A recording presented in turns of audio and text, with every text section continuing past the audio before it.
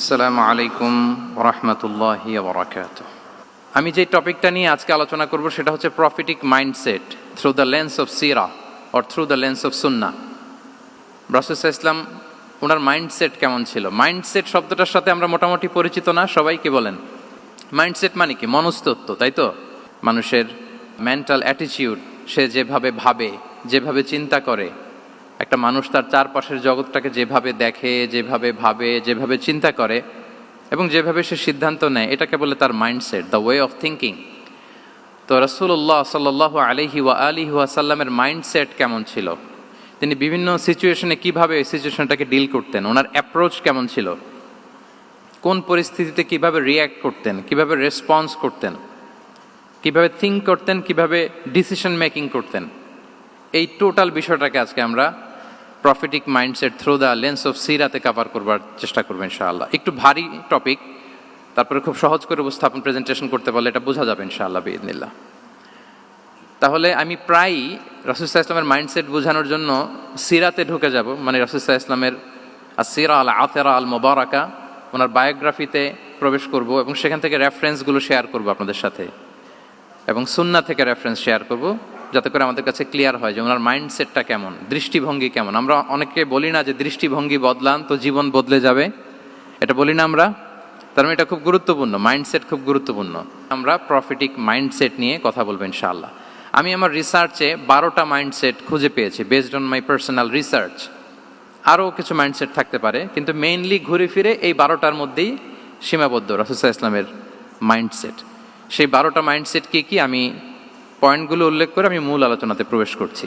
প্রথম হচ্ছে god centric mindset, 2 নম্বরে ভিশন ওরিয়েন্টেড, 3 নম্বরে উইজডম ড্রিভেন, 4 নম্বরে রিফর্ম সেন্ট্রিক, 5 নম্বরে ওপেন মাইন্ডেড, 6 নম্বর এন্টারপ্রেনাল, 7 নম্বর কনসিডারেট, 8 নম্বর ট্রান্সপারেন্ট, 9 নম্বর অ্যাপ্রিসিয়েটিভ, 10 নম্বর হচ্ছে ফ্লেক্সিবল, 11 নম্বর অপটিমিস্টিক, 12 নম্বর হচ্ছে resilient. Based on my research, আমার ক্ষুদ্র গবেষণা আমি খুঁজে পেয়েছি যে রাসূল সাল্লাল্লাহু আলাইহি ওয়াসাল্লাম এই ধরনের মানসিকতার অধিকারী ছিলেন, এই অ্যাপ্রোচের অধিকারী ছিলেন। প্রথম যেই মাইন্ডসেটটা নিয়ে আমরা আলোচনা করব সেটা হচ্ছে গড সেন্ট্রিক মাইন্ডসেট বা আল্লাহ সেন্ট্রিক মাইন্ডসেট। অর্থাৎ রাসূল সাল্লাল্লাহু আলাইহি ওয়াসাল্লাম যে কোনো কাজে তিনি আল্লাহ তাআলাকে ফিল করতেন, সব কিছু ছিল আল্লাহ তাআলা কেন্দ্রিক। যাই তিনি করতেন না কেন, একজন মহান সত্তার সন্তুষ্টির জন্যই তিনি সেটা করতেন। তিনি কে? আওয়াজ করে বলুন, তিনি কে? আল্লাহ সুবহানাহু ওয়া তাআলা। তার সন্তুষ্টির জন্যই তিনি সব কিছু করতেন এবং সব সময় তিনি এটা ফিল করতেন যে আমার আসল ভরসা স্থল হচ্ছে আল্লাহ তাআলা। আসল ভরসা স্থল কে? আল্লাহ তাআলা। এবং আল্লাহকেই তিনি ওনার নিজের অভিভাবক হিসেবে সবসময় চিন্তা করতেন এবং তার দয়ার পরশেই যে আমরা বেঁচে আছি, তিনি যে আমাকে আগলে রেখেছেন, সার্বক্ষণিক এটাকে মনের মধ্যে ধারণ করা, সবসময় এই চিন্তাটা ভেতরে লালন করা, এটাকেই বলে গড সেন্ট্রিক মাইন্ডসেট বা আল্লাহ সেন্ট্রিক মাইন্ডসেট। এই মাইন্ডসেটের অধিকারী যদি আপনি হতে পারেন, আপনি একটা ডিভাইন পাওয়ার শিল্ডের ভেতরে থাকবেন, একটা ডিভাইন প্রোটেকশনে থাকবেন। চারিদিকে তুফান, ঝঞ্ঝা, ঝড়, অনেক কিছু, কোনো কিছুই আপনাকে স্পর্শ করবে না, কারণ আপনার গড সেন্ট্রিক মাইন্ডসেট আছে। একটা মহাশক্তিধর সত্তার সাথে আপনার সংযোগায়ন আছে, কানেক্টিভিটি আছে। সো প্রথম মাইন্ডসেটটা হচ্ছে গড সেন্ট্রিক মাইন্ডসেট। রাসূল সাল্লাল্লাহু আলাইহি ওয়াসাল্লাম সবসময় সব কিছু আল্লাহ তাআলার সন্তুষ্টির জন্য করতেন এবং তিনি ভাবতেন আমার কেউ না থাক, আল্লাহ আছে। যার কেউ নাই তার কে থাকে?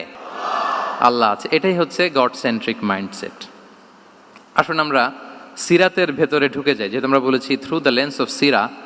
সিরাতের পরতে পরতে, সুন্নাহর পরতে পরতে আমরা দেখব যে তিনি গড সেন্ট্রিক মাইন্ডসেটের অধিকারী ছিলেন কিনা। আল্লাহর হাবিব সাল্লাল্লাহু আলাইহি ওয়া আলিহি ওয়াসাল্লাম একবার একটা যুদ্ধ থেকে ফেরার পথে মরুভূমির মাঝখানে সেনাবাহিনীকে থামিয়ে বিশ্রামের ঘোষণা দিলেন যে তোমরা একটু বিশ্রাম নাও। তো উনি একটা গাছের নিচে বিশ্রামের জন্য গেলেন এবং সেখানে গাছের ডালে ওনার তলোয়ারটা ঝুলিয়ে রাখলেন, ঝুলিয়ে বিশ্রাম নিতে লাগলেন, ঘুমিয়ে পড়লেন। হঠাৎ এক বেদুইন এসে রাসূল সাল্লাল্লাহু আলাইহি ওয়াসাল্লামের এই কোষবদ্ধ তলোয়ারটা কোষমুক্ত করে এরকম হাতে নিল। রাসূল সাল্লাল্লাহু আলাইহি ওয়াসাল্লাম ঘুম থেকে জেগে উঠলেন। এবার বেদুইন বলতে আরম্ভ করলো, মাইয়ামনাউকা মিন্নি, এই মুহাম্মদ তোমাকে এবার কে বাঁচাবে বলো, এই তো আমার হাতে তলোয়ার, কে বাঁচাবে? সাথে সাথেই আল্লাহর হাবিব সাল্লাল্লাহু আলাইহি ওয়া আলিহি ওয়াসাল্লাম উনি উত্তরে বললেন আল্লাহ। উত্তরে কি বললেন?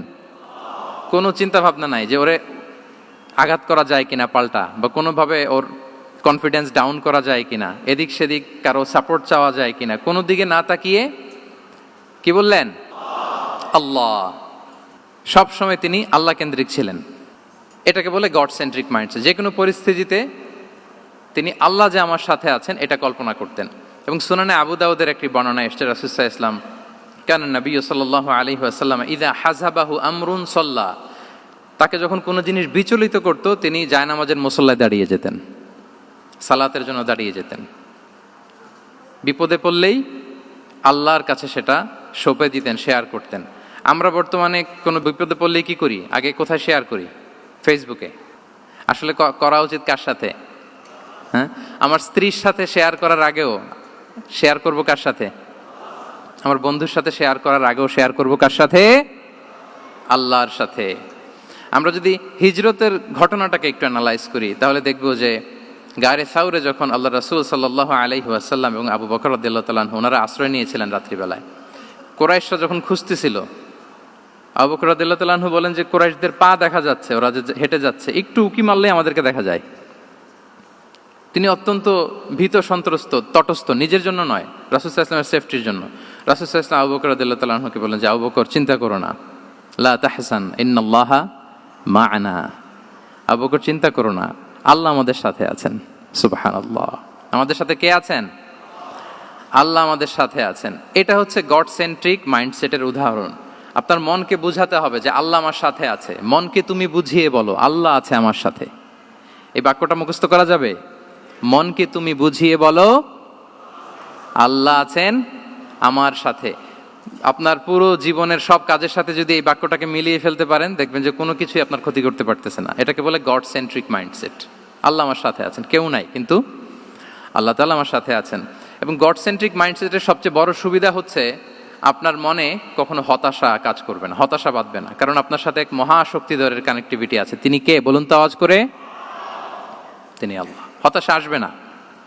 এই যে আমাদের জাতীয় জীবনের এখন সবচাইতে বড় বড় সমস্যাগুলোর যদি আমরা লিস্ট করি, একটা বড় সমস্যা হচ্ছে ডিপ্রেশন, তাই না? আমরা ডিপ্রেশনে ভুগি না? আপনাদের ডিপ্রেশন হয় কখনো?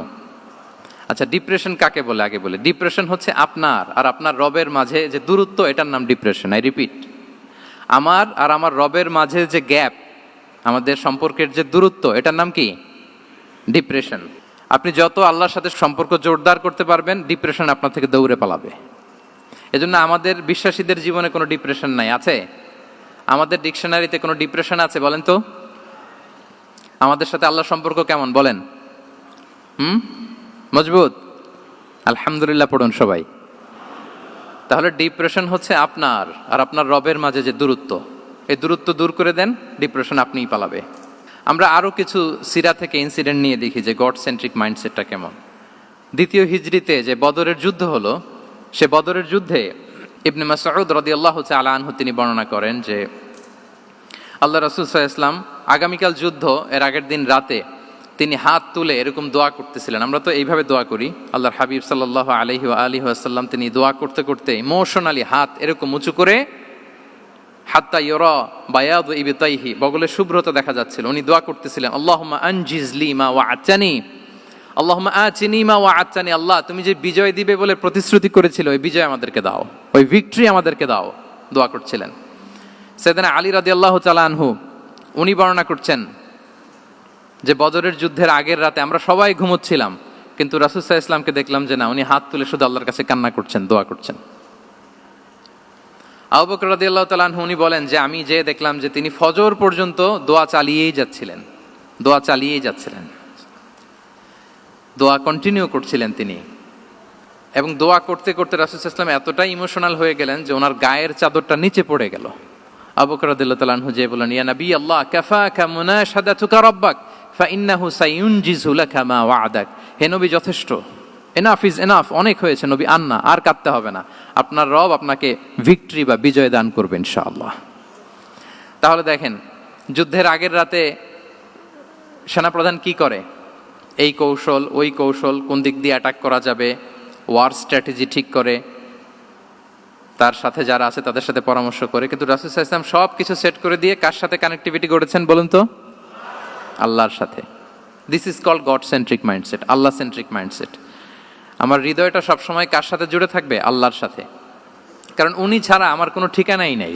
তাহলে এই মেন্টালিটি যদি আমরা ধারণ করতে পারি, এটাকে বলে গড সেন্ট্রিক মাইন্ডসেট। তাহলে রাসূলুল্লাহ সাল্লাল্লাহু আলাইহি ওয়া আলিহি ওয়াসাল্লামের যে 12টা মাইন্ডসেটের কথা আমরা বলেছি, তার প্রথমটা হচ্ছে গড সেন্ট্রিক। আল্লাহ তাআলা আমাদেরকে গড সেন্ট্রিক মাইন্ডসেট দান করুক। আমরা যে কোনো পরিস্থিতিতে যেভাবেই থাকি না কেন, আমরা বিপদে আপদে সবসময় ভরসা রাখবো কার উপর? এটাই হচ্ছে গড সেন্ট্রিক বা আল্লাহ সেন্ট্রিক মাইন্ডসেট। আচ্ছা, 2 নাম্বার মাইন্ডসেট হচ্ছে vision oriented mindset. Vision oriented mindset মানে হচ্ছে যার মধ্যে দূরদর্শিতা আছে, ফার সাইটেডনেস আছে, who can anticipate the future, যে ভবিষ্যৎ আগাম অনুমান করে ফেলতে পারে, সামনের পরিস্থিতিকে আগাম অনুমান করতে পারার যে যোগ্যতা বা দীর্ঘমেয়াদী চিন্তা করতে পারার যে ক্যাপাসিটি, এটাকে বলে ভিশন ওরিয়েন্টেড মাইন্ডসেট। এটা আল্লাহ রাসূল সাল্লাল্লাহু আলাইহি ওয়া আলিহি ওয়াসাল্লামকে আল্লাহ তাআলা দান করেছেন। উনি ভবিষ্যৎকে আগাম বুঝতে পারতেন, আগাম অনুমান করতে পারতেন, এবং সে অনুযায়ী তিনি স্ট্র্যাটেজি, প্ল্যান, পরিকল্পনা এটা তিনি সাজাতে পারতেন। এটাকে বলে ভিশন ওরিয়েন্টেড মাইন্ডসেট। এবার আসুন আমরা সিরাতের কিছু ইনসিডেন্টকে সামনে নিয়ে আসি যে তিনি কীরকম ভিশন ওরিয়েন্টেড মাইন্ডসেটের অধিকারী ছিলেন। আমরা সবাই হুদাইবিয়ার ঘটনা জানি না? কত হিজরিতে ঘটেছিল বলুন তো সবাই? 6ষ্ঠ হিজরিতে। লাকাদ সাদাকাল্লাহু রাসূলাহুর রুইয়া বিল হক লাতাদখুলুন্নাল মাসজিদাল হারামা ইনশাআল্লাহু আমিনিন। রাসূল সাল্লাল্লাহু আলাইহি ওয়াসাল্লাম 6ষ্ঠ হিজরিতে মদিনায় স্বপ্নে দেখলেন যে তিনি উমরা করতে যাচ্ছেন। তো নবীদের স্বপ্ন এটা কেবল স্বপ্ন নয়, এটা আল্লাহর পক্ষ থেকে ওয়াহি, রেভেলেশন। তো সেই হিসেবে তিনি 1400 সাহাবা নিয়ে উমরা করতে চলে গেলেন মক্কায়, কিন্তু মক্কাবাসী ঢুকতে দিল না, থামিয়ে দেয়া হলো। তো তখন একটা চুক্তি হয়েছিল, ওই চুক্তিতে বলা হলো, রাসূল সাল্লাল্লাহু আলাইহি ওয়াসাল্লাম লিখতে বললেন যে লিখো মিন মুহাম্মদ রাসূলুল্লাহ, আল্লাহর রাসূল মুহাম্মদের পক্ষ থেকে কুরাইশদের সাথে এই চুক্তি। কুরাইশরা আপত্তি করলো যে না, শুধু মুহাম্মদ লেখা যাবে, রাসূলুল্লাহ লেখা যাবে না, কারণ তুমি যে রাসূলুল্লাহ, আল্লাহর রাসূল, এটা যদি আমরা মেনে নেই তাহলে তোমার সাথে আর আমাদের দ্বন্দ্ব কিসের, আমরা তো ভাই ভাই হয়ে গেলাম, রাসূলুল্লাহ কাটো। সাহাবারা কেউ রাজি হয় না, বিশেষ করে ওমরে ফারুক রাদিয়াল্লাহু তাআলা, উনি রাজি হয় না, না না এটা কাটা যাবে না। রাসূল সাল্লাল্লাহু আলাইহি ওয়াসাল্লাম অনেক বলে কয়ে বুঝালেন যে না, দীর্ঘমেয়াদী চিন্তা করতে গেলে আমাদের এখন একটা শান্তি চুক্তির দরকার আছে, যাতে করে আমরা আমাদের গ্লোবাল নেভিগেশন সিস্টেম, দাওয়া সিস্টেমকে আরো স্ট্রং করতে পারি। অনেক বলে কয়ে রাসূলুল্লাহ কাটা হলো। এরপর তারা বলে চুক্তিতে লিখো যে এই বছর উমরা করতে দেয়া হবে না, এই বছর ফিরে যাবেন আপনারা সবাই। এটাও সাহাবারা রাজি হয় না, আল্লাহ রাসূল সাল্লাল্লাহু আলাইহি ওয়াসাল্লাম রাজি হলেন। আবার আরেকটা ক্লোজে লেখা হলো যে আগামী বছর আসলেও 3 দিনের বেশি থাকা যাবে না, সেটাও রাজি হয়ে গেল রাসূল সাল্লাল্লাহু আলাইহি ওয়াসাল্লাম। সাহাবারা রাজি হচ্ছেন না। এরপর মক্কা থেকে কোনো লোক মদিনায় গেলে মদিনাবাসী তাকে রাখতে পারবে না, ফেরত দিতে হবে। কিন্তু মদিনা থেকে কোনো লোক মক্কায় আসলে মক্কাবাসী তাকে ফেরত দিতে বাধ্য থাকবে না। দেখেন, একটার পর একটা মুসলমানদের বিরুদ্ধে সব ক্লোজ যাচ্ছে, কোনো সাহাবীরাই রাজি হচ্ছেন না। কিন্তু আল্লাহ রাসূল সাল্লাল্লাহু আলাইহি ওয়া আলিহি ওয়াসাল্লাম তিনি বললেন যে না, লিখো লিখো। ওমর ফারুক রাদিয়াল্লাহু তাআলা আনহু এতটাই রাগান্বিত হলেন, তিনি প্রশ্ন করলেন, ইয়া রাসূলুল্লাহ, আলাইসা আনতা নাবিয়্যুন হক, আপনি এই যে কম্প্রোমাইজের পর কম্প্রোমাইজ করে যাচ্ছেন, আপনি কি সত্য নবী নন, সত্য রাসূল নন? আলাসনা আলা দীনিন হক, আমরা কি সত্যের উপর প্রতিষ্ঠিত নই? আলাইসাল কুরআনু কিতাবুন হক, তো সব যদি সত্য হয় আপনি কেন এগুলো মানছেন? রাসূল সাল্লাল্লাহু আলাইহি ওয়াসাল্লাম বললেন যে ওমর, তুমি বাদ সেদো না, মেনে নাও। মেনে নিলেন, এবং এই মেনে নেওয়াটাকেই আল্লাহ ভিক্টরি বলে ঘোষণা দিলেন, বিজয় বলে। আল্লাহু আকবার। ইন্না ফাতাহনা লাকা ফাতহাম মুবিনা। এবং হুদাইবিয়ার এই সন্ধি থেকেই বেসিকলি মক্কা বিজয় ওইদিকে ত্বরান্বিত হয়েছে গতি প্রবাহটা। কারণ রাসূল সাল্লাল্লাহু আলাইহি ওয়াসাল্লাম অনেক দূর দেখেছেন, সাহাবারাই সামনের কিছু বিষয়ে তারা খেয়াল করছেন, কিন্তু রাসূলুল্লাহ সাল্লাল্লাহু আলাইহি ওয়াসাল্লাম তিনি অনেক দূর দেখতে পাচ্ছেন। আচ্ছা বলেন, 3 তলার উপর থেকে একজন একটা ভিউ দেখতে পায়, আর 30 তলা উপর থেকে আরেকজন একটা কন্ডোমিনিয়ামের উপর থেকে একটা পানোরামিক ভিউ দেখতে পায়, দুইজনের ভিউ দেখা কি একরকম হয়? বলেন, একরকম হবে? কখনোই হবে না। তাহলে 30 তলার উপর থেকে যিনি দেখবে, তিনি একটা পানোরামিক ভিউ দেখবে, দ্য টোটাল সিনারিও তার কাছে ক্রিস্টাল ক্লিয়ার হবে, যেটা সাহাবা রিদওয়ানুল্লাহি তাআলা আলাইহিম আজমাইন ওনাদের কাছে ক্লিয়ার ছিল না। এবং ঠিকই এই যে এটা তো বেশি দিন স্থায়ীও হয়নি, 6ষ্ঠ হিজরি থেকে 8ম হিজরি, মাত্র 3 বছরের ব্যবধানে রাসূল সাল্লাল্লাহু আলাইহি ওয়াসাল্লাম যত রিজিওনাল সুপার পাওয়ার ছিল, ওয়ার্ল্ড সুপার পাওয়ার ছিল, পার্সিয়ান এম্পায়ার, তারপর Roman empire, Byzantine empire, Egyptian empire, সব এম্পায়ারদের কাছে চিঠি পাঠিয়েছেন, সালামুন আলা মান ইত্তাবা আল হুদা আসলিম তাসলাম। এবং ইসলামের এক্সপান্ড হয়েছে, ওনার গ্লোবাল নেভিগেশন সিস্টেম উনি চালু করেছেন। এর কারণ কি? উনি ছিলেন ভিশন ওরিয়েন্টেড মাইন্ডসেটের অধিকারী, দূরদর্শী, অনেক দূর দেখতে পেতেন, অনেক দূর তিনি দেখতে পেতেন, দীর্ঘমেয়াদী তিনি পরিকল্পনা করতে পারতেন। এটা হচ্ছে ভিশন ওরিয়েন্টেড মাইন্ডসেট যারা হয় তাদের ক্যারেক্টারিস্টিক্স বা ফিচার। আরও একটা উদাহরণ দেই, আপনারা কি বলতে পারেন আবিসিনিয়াতে নবুয়তি কত সালে সাহাবারা হিজরতে গিয়েছিল? বলতে পারবেন কেউ? হ্যাঁ, নবুয়তি কত সালে? 5ম সালে। হ্যাঁ, নবুয়তি 5ম বছর ওনারা আবিসিনিয়াতে, বর্তমানে যেটা ইথিওপিয়া বা ইরিত্রিয়া, সেখানে সাহাবারা হিজরতে গিয়েছিলেন। এবং আবিসিনিয়াতে এই যে হিজরতে গেল, তারা সবাই মিলে ফিরে এসেছিল মদিনায় কবে? এটা কি কেউ জানেন? আল্লাহ আকবার, মাশাআল্লাহ মাশাআল্লাহ। বসুন। খায়বার বিজয়ের দিন এসেছিলেন। আবিসিনিয়াতে যারা হিজরতে গিয়েছিলেন তারা মদিনায় ব্যাগ এন্ড ব্যাগেজ সব কিছু নিয়ে খায়বার বিজয়ের সময়, মানে 7ম হিজরিতে এসেছিলেন। তো রাসূল সাল্লাল্লাহু আলাইহি ওয়াসাল্লাম যখন মক্কা থেকে মদিনায় হিজরত করলেন, সব সাহাবারা মদিনায় চলে আসছেন। মদিনায় এখন একটা ইসলামিক সোসাইটি, ইসলামিক স্টেট। বদরের যুদ্ধে মুসলমানদের বিজয়, খন্দকে বিজয়, খন্দক তো 5মে। তারপরে ওনারা কেন আসে না বলেন তো? আসেনি। 7ম হিজরিতে এসেছেন। জাফর রাদিয়াল্লাহু তাআলা আনহুর নেতৃত্বে, সাইয়েদনা আলী রাদিয়াল্লাহু তাআলা আনহুর আপন ভাই, বড় ভাই, ওনার নেতৃত্বে যখন 7ম হিজরিতে ওখানে যাওয়ার 15 বছর পর যখন তারা সবাই ফিরলেন, রাসূল সাল্লাল্লাহু আলাইহি ওয়াসাল্লাম এত খুশি হলেন, তিনি বললেন, মা আদরি বি আইয়িহিমা আনা আফরাহ বি ফাতহি খাইবার আও বি কুদুমি জাফর। আমি কোনটাতে বেশি খুশি আজকে আমি জানি না, খায়বার বিজয়ে বেশি খুশি না আমার ভাই জাফরকে পেয়ে বেশি খুশি। আল্লাহু আকবার, এত খুশি হয়েছিলেন।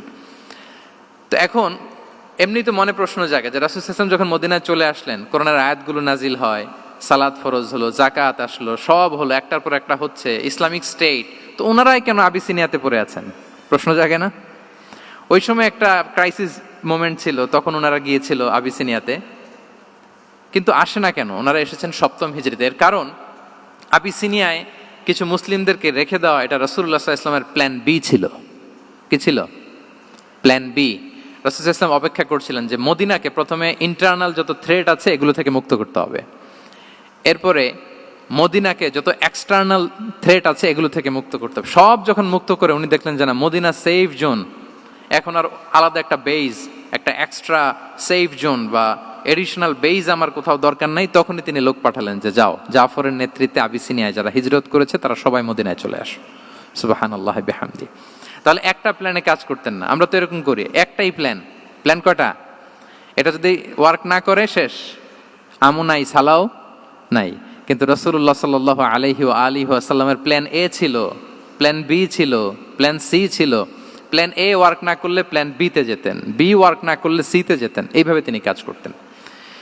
তাহলে এটা হচ্ছে বেসিকলি ভিশন ওরিয়েন্টেড মাইন্ডসেটের অধিকারী যারা, তারা এটা করে, যারা ফিউচারকে অ্যান্টিসিপেট করতে পারে, আগাম অনুভব করতে পারে যে কি হতে পারে সামনে।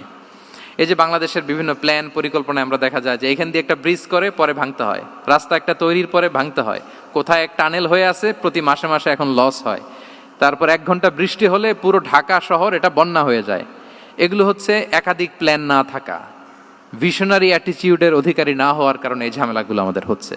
তো প্রফেটিক সিরার এই প্রফেটিক মাইন্ডসেট থেকে আমাদের নেয়ার বিষয় হচ্ছে এটা, যে আমাদেরকে ভিশনারি অ্যাটিটিউডের হতে হবে। রাসূল সাল্লাল্লাহু আলাইহি ওয়াসাল্লাম ভিশন ওরিয়েন্টেড মেন্টালিটির ছিলেন। আগাম, আজ থেকে 50 বছর পরে বাংলাদেশে কি ক্রাইসিস হতে পারে, আজ থেকে ঠিক 100 বছর পরে বাংলাদেশে কি হতে পারে, ওই রোডম্যাপকে সামনে রেখে আমাদেরকে প্ল্যান করতে হবে। এটাকে বলে ভিশন ওরিয়েন্টেড মাইন্ডসেটের অধিকারী হওয়া। 3 নাম্বার হচ্ছে উইজডম ড্রিভেন মাইন্ডসেট। উইজডম মানে হচ্ছে প্রজ্ঞা। প্রজ্ঞা কি? জ্ঞান আর কমন সেন্স দুইটা একসাথে হইলে ওইটারে প্রজ্ঞা বলে। When the knowledge and common sense join together, it reflects as wisdom. আপনার জ্ঞান এবং আপনার কমন সেন্স একসাথে হইলে ওইটা উইজডম হয়ে যায়। রাসূল সাল্লাল্লাহু আলাইহি ওয়াসাল্লাম ছিলেন প্রজ্ঞায় সমৃদ্ধ এক মননের অধিকারী। ওনার সব কিছুতেই প্রজ্ঞা ছিল। উইজডম ইন গিভিং অ্যাডভাইস, উপদেশ দেওয়ার সময় ছিল। উইজডম ইন পলিসি মেকিং এর সময় সেখানে প্রজ্ঞা ছিল। Wisdom in action strategic plan, কোনো স্ট্র্যাটেজিক প্ল্যানের ক্ষেত্রে প্রজ্ঞা ছিল। রাসূল সাল্লাল্লাহু আলাইহি ওয়াসাল্লাম একই প্রশ্নের উত্তর এক একজনকে এক একভাবে দিতেন। অনেক সাহাবারা জিজ্ঞেস করতেন যে রাসূলুল্লাহ একই প্রশ্ন, একে বললেন এইটা, ওরে বললেন ওইটা, ওরে বললেন আরেকটা, এটা কেন? তো রাসূল সাল্লাল্লাহু আলাইহি ওয়াসাল্লাম বললেন যে আমি জানি ওর কিসে ঘাটতি, আমি জানি ওর কি প্রয়োজন, আমি জানি ওকে কোন নাসিহাটা দিলে কাজ করবে, ফলে এক একজনকে আমি এক একভাবে ক্লারিফাই করেছি। আল্লাহু আকবার। This is called wisdom. আচ্ছা, উইজডম, রাসূল সাল্লাল্লাহু আলাইহি ওয়াসাল্লাম যে উইজডম ড্রিভেন মাইন্ডসেটের অধিকারী ছিলেন, এটার কয়েকটা এক্সাম্পল আমরা সিরাত থেকে দেখি। মক্কা বিজয় হয়েছে কত হিজরিতে? অষ্টম হিজরিতে যখন মক্কা বিজয় হলো, তখন রাসূল সাল্লাল্লাহু আলাইহি ওয়াসাল্লাম আম্মাজান আয়েশার সাথে গল্প করছিলেন আর বলছিলেন, আয়েশা, লাউলা হাদাসাতু আহদি কওমিকা বিল কুফরি লা নাকাতুল কাবাতা ওয়া লা জাআলতুহা আলা আসাসি ইব্রাহিম। আয়েশা, তোমার এই মক্কাবাসী, তোমার এলাকার লোকজন যদি একটা ক্যাওস সৃষ্টি না করতো, তাহলে কাবার যে আসল শেপ, আমি ওই আসল শেপে এটাকে ফেরত নিতাম, কিন্তু নিতে গেলে এখন একটা ঝামেলা বাঁধবে, এজন্য নিব না। ব্যাপারটা হচ্ছে, আমরা এখন যে কাবাটাকে দেখি, এটা হচ্ছে স্কয়ার আকৃতির। স্কয়ার মানে কি? বর্গাকৃতি, তাই তো? বর্তমান কাবা কোন আকৃতির বলেন তো?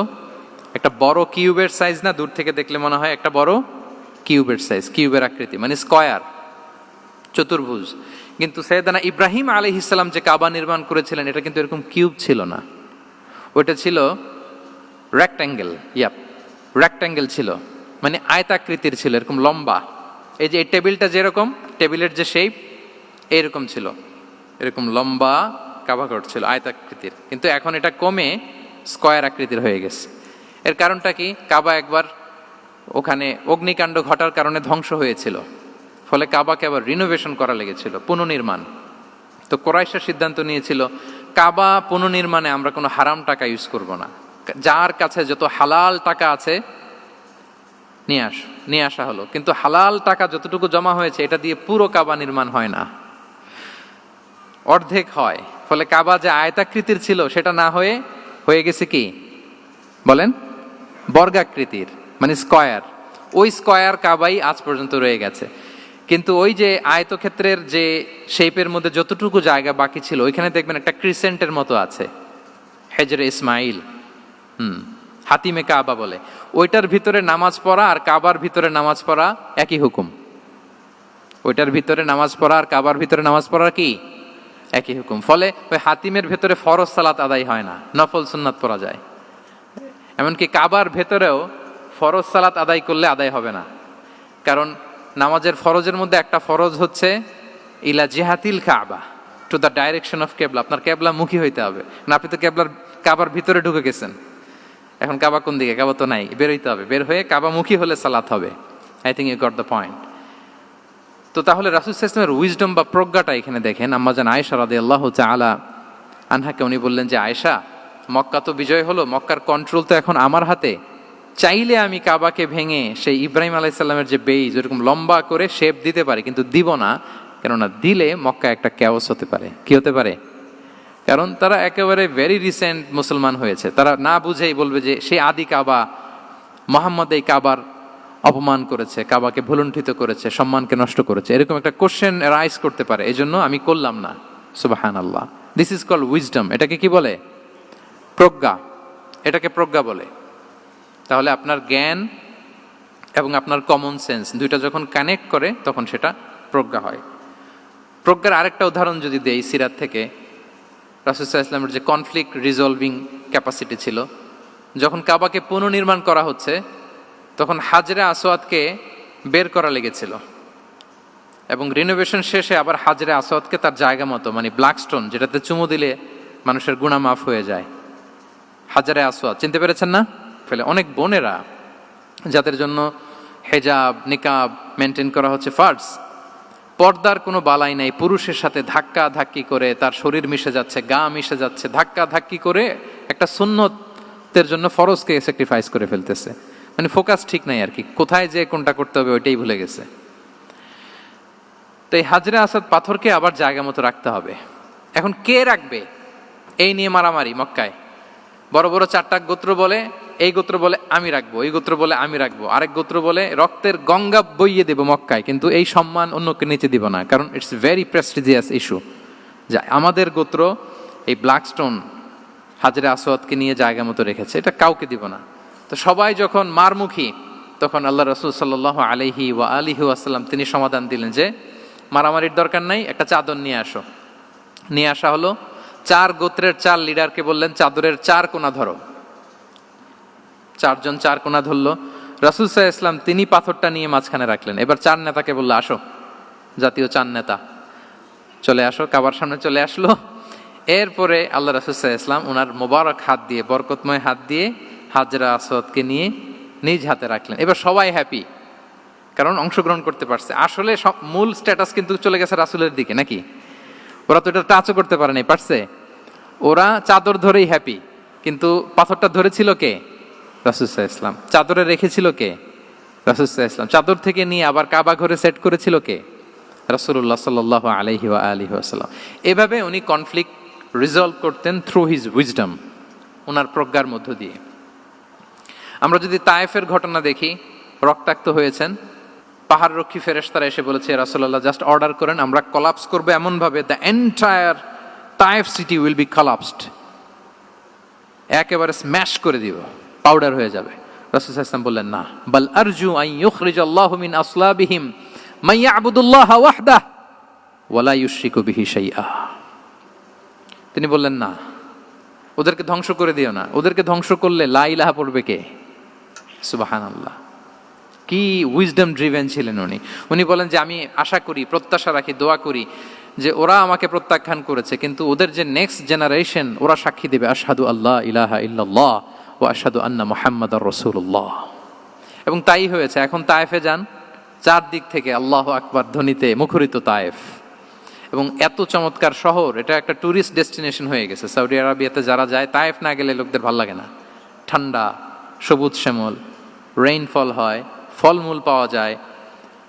আব্দুল্লাহ ইবনে আব্বাস রাদিয়াল্লাহু তাআলা আনহুর স্মৃতিধন্য মসজিদ আছে, অনেকগুলো ইউনিভার্সিটি আছে, ইসলামিক ইনস্টিটিউশন আছে। এই যে নয়নাভিরাম তায়েফ, এটা রাসূল সাল্লাল্লাহু আলাইহি ওয়াসাল্লামের উইজডমের ফসল।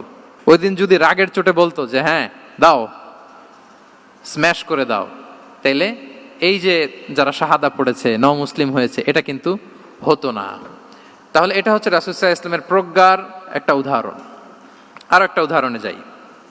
রাসূল সাল্লাল্লাহু আলাইহি ওয়াসাল্লাম যখন আকাবার দ্বিতীয় শপথ করে ফেললেন ইয়াসরিববাসীর সাথে, তখনও মদিনা হয়নি, তো তখন মদিনাবাসী বলল যে রাসূলুল্লাহ, আপনি তো এখনো হিজরত করবেন না, তো আমাদেরকে কোরআন শিখাবে কে, সালাত শিখাবে কে? আপনি একজন দায়ী পাঠান, আমাদের সাথে একজন টিচার দেন। রাসূল সাল্লাল্লাহু আলাইহি ওয়াসাল্লাম তখনও মদিনাতে হিজরতে যাননি, আমাদের সাথে একজন দায়ী পাঠাবেন। তো রাসূল সাল্লাল্লাহু আলাইহি ওয়াসাল্লাম একজনকে দায়ী হিসেবে পাঠিয়েছিলেন। বলেন ওই দায়ীর নাম কি? কি নাম? মুসআব ইবনে উমাইর রাদিয়াল্লাহু তাআলা আনহু, যিনি উহুদের যুদ্ধে শহীদ হয়েছিলেন, উনাকে পাঠিয়েছিলেন। দেখেন, উনি আবু বকর রাদিয়াল্লাহু তাআলা আনহুকে পাঠান নাই, পাঠিয়েছেন ওমর ফারুককে, ওসমান রাদিয়াল্লাহু তাআলা আনহু, আলী রাদিয়াল্লাহু তাআলা আনহু, কাউকে পাঠাইছেন? কারে পাঠালেন? মুসআবকে। এর কারণ হচ্ছে উনি দেখতে খুব স্মার্ট ছিলেন, খুব ড্যাশিং ফেসের অধিকারী ছিলেন, মক্কার এলিট ফ্যামিলির একজন যুবক ছিলেন, এবং উনি সবচাইতে দামি দামি পারফিউম কালেক্ট করে ওইটা দিতেন। উনি মক্কার কোনো রাস্তা দিয়ে হেঁটে গেলে লোকজন বুঝতো এই রাস্তা দিয়ে কিছুক্ষণ আগে হেঁটে গিয়েছে মুসআব ইবনে উমাইর। সুবহানাল্লাহ। আমরা বাংলায় বলি না যে আগে দর্শনদারি পরে গুণবিচারী, এই কথাটার সাথে পরিচিত আপনারা? আগে দর্শনদারি পরে গুণবিচারী। আল্লাহ তাআলা এক একজনকে আমাদেরকে এক এক অবয়বে সৃষ্টি করেছেন। হুয়াল্লাযী ইউসাউবিরুকুম ফিল আরহামি কাইফা ইয়াশা। আল্লাহর একটা নাম হচ্ছে তিনি আল মুসাউবির, দ্য ডিজাইনার। মায়ের গর্ভে থাকতেই আমাদের কার চেহারা, কার কণ্ঠস্বর, কার স্কিন কালার, কে কিরকম হব, সব ফিক্স তিনি ঠিক করে দিয়েছেন। এটা আল্লাহর দেয়া। কিন্তু রাসূল সাল্লাল্লাহু আলাইহি ওয়াসাল্লামের উইজডমের ব্যাপার হচ্ছে তিনি আবু বকর রাদিয়াল্লাহু তাআলা আনহু, ওমর রাদিয়াল্লাহু তাআলা আনহু, ওসমান আলী, কাউকে চুজ না করে কাকে পাঠালেন? মুসআব ইবনে উমাইরকে। যে তাকে দেখলেই সবাই আগে পাগল হয়ে যায়, মানে ইমপ্রেস হয়ে যায়। হ্যাঁ, ফার্স্ট ইমপ্রেশনটা তার খুব ভালো, খুব ভালো। উনি মুসআব ইবনে উমাইরকে পাঠালেন, এবং যেই প্ল্যান সেই কাজ। উনি যে পুরো মদিনা কাঁপায় ফেলছেন, মাশাআল্লাহ। মদিনার ঘরে ঘরে উনি ইসলামের বার্তা পৌঁছে দিয়েছেন, এবং স্বয়ং রাসূলুল্লাহ সাল্লাল্লাহু আলাইহি ওয়াসাল্লামের আগে তিনি মদিনাতে জুমার নামাজ পড়েছিলেন। কারণ জুমার বিধান আসছে, কিন্তু মক্কা এমন একটা ল্যান্ড যেখানে এখনো জুমা পড়া আবশ্যক হয় নাই, চারদিকে কুফর বেষ্টিত। তো রাসূল সাল্লাল্লাহু আলাইহি ওয়াসাল্লাম লোক পাঠিয়েছেন যে জুমার বিধান এসছে, মুসাব তুমি কিন্তু মদিনায় যারা আছে তাদেরকে নিয়ে জুমা পড়ে ফেলো। তো মুসাব রাদিয়াল্লাহু তাআলা আনহু স্বয়ং রাসূলুল্লাহ সাল্লাল্লাহু আলাইহি ওয়াসাল্লামের আগে রাসূল সাল্লাল্লাহু আলাইহি ওয়াসাল্লামের পারমিশন নিয়ে মদিনাতে জুমা কায়েম করে ফেলছে। সুবহানাল্লাহি ওয়া বিহামদিহি। দেখেন, উইজডম ড্রিভেন পার্সোনালিটির অধিকারী ছিলেন, প্রজ্ঞার অধিকারী ছিলেন, অন্য কাউকে পাঠাননি। কাকে পাঠিয়েছেন? মুসআব ইবনে উমাইর। তাহলে উনি যেই কাজটাই করতেন, যেটা বলতেন, যেটাতে এঙ্গেজ হতেন, এর নেপথ্যে প্রজ্ঞা ছিল। কি ছিল ভাই? উইজডম ছিল। আল্লাহ যেন সেই উইজডম আমাদেরকে দান করেন, আল্লাহ যেন সেই প্রজ্ঞা দিয়ে আমাদেরকে সমৃদ্ধ করেন। আমরা সবাই পড়ি আমিন। 4 নাম্বার হচ্ছে রিফর্ম সেন্ট্রিক মাইন্ডসেট। মানে রাসূল সাল্লাল্লাহু আলাইহি ওয়াসাল্লাম সংস্কারবাদী ছিলেন আর কি। ভুলভাল দেখলে রিফর্ম করতেন, ইসলাহ করতেন, সংস্কার। এখন তো ওই যে অনেকগুলো সংস্কার কমিটি হলো দেখলাম বাংলাদেশে, খুব সুন্দর বিভিন্ন বিষয়ে সংস্কার হচ্ছে।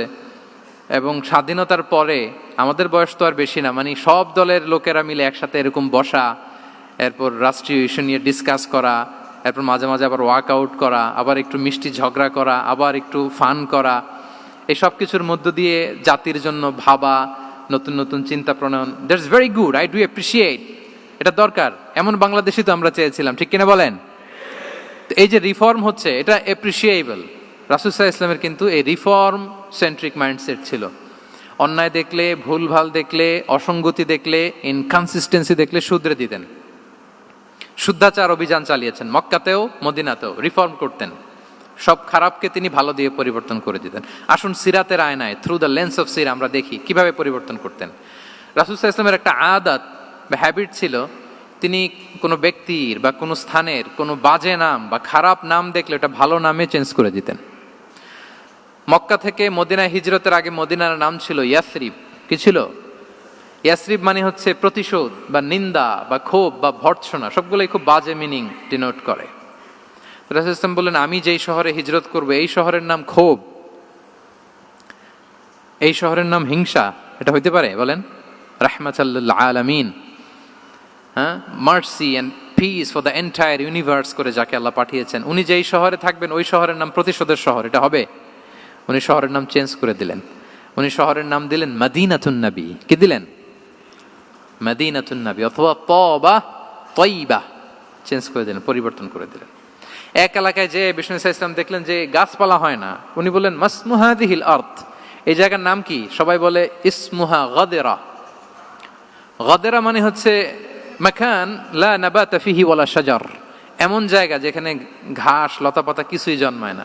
রাসূল সাল্লাল্লাহু আলাইহি ওয়াসাল্লাম বললেন, এই জন্যই তো ঘাস জন্মায় না, নাম তো রাখছো খুব বাজে একটা নাম। রাসূল সাল্লাল্লাহু আলাইহি ওয়াসাল্লাম বললেন, আজ থেকে এলাকার নাম গাদেরা নয়, এলাকার নাম আজকে থেকে খাদেরা। কি নাম? খাদেরা মানে কি বলেন? সবুজ, গ্রিন, এভারগ্রিন, সবুজ শ্যামল। এবং রাসূল সাল্লাল্লাহু আলাইহি ওয়াসাল্লাম যখন গ্রিন ল্যান্ড নাম দিয়ে দিলেন, এরপর থেকে সবুজ শ্যামল করে আল্লাহ জায়গাটাকে বরকতময় করে দিলেন। Changing names. এক সুন্দরী নারীকে বললেন মাসমুকি, কি নাম? বলে আসিয়া। আসিয়া মানে অবাধ্য।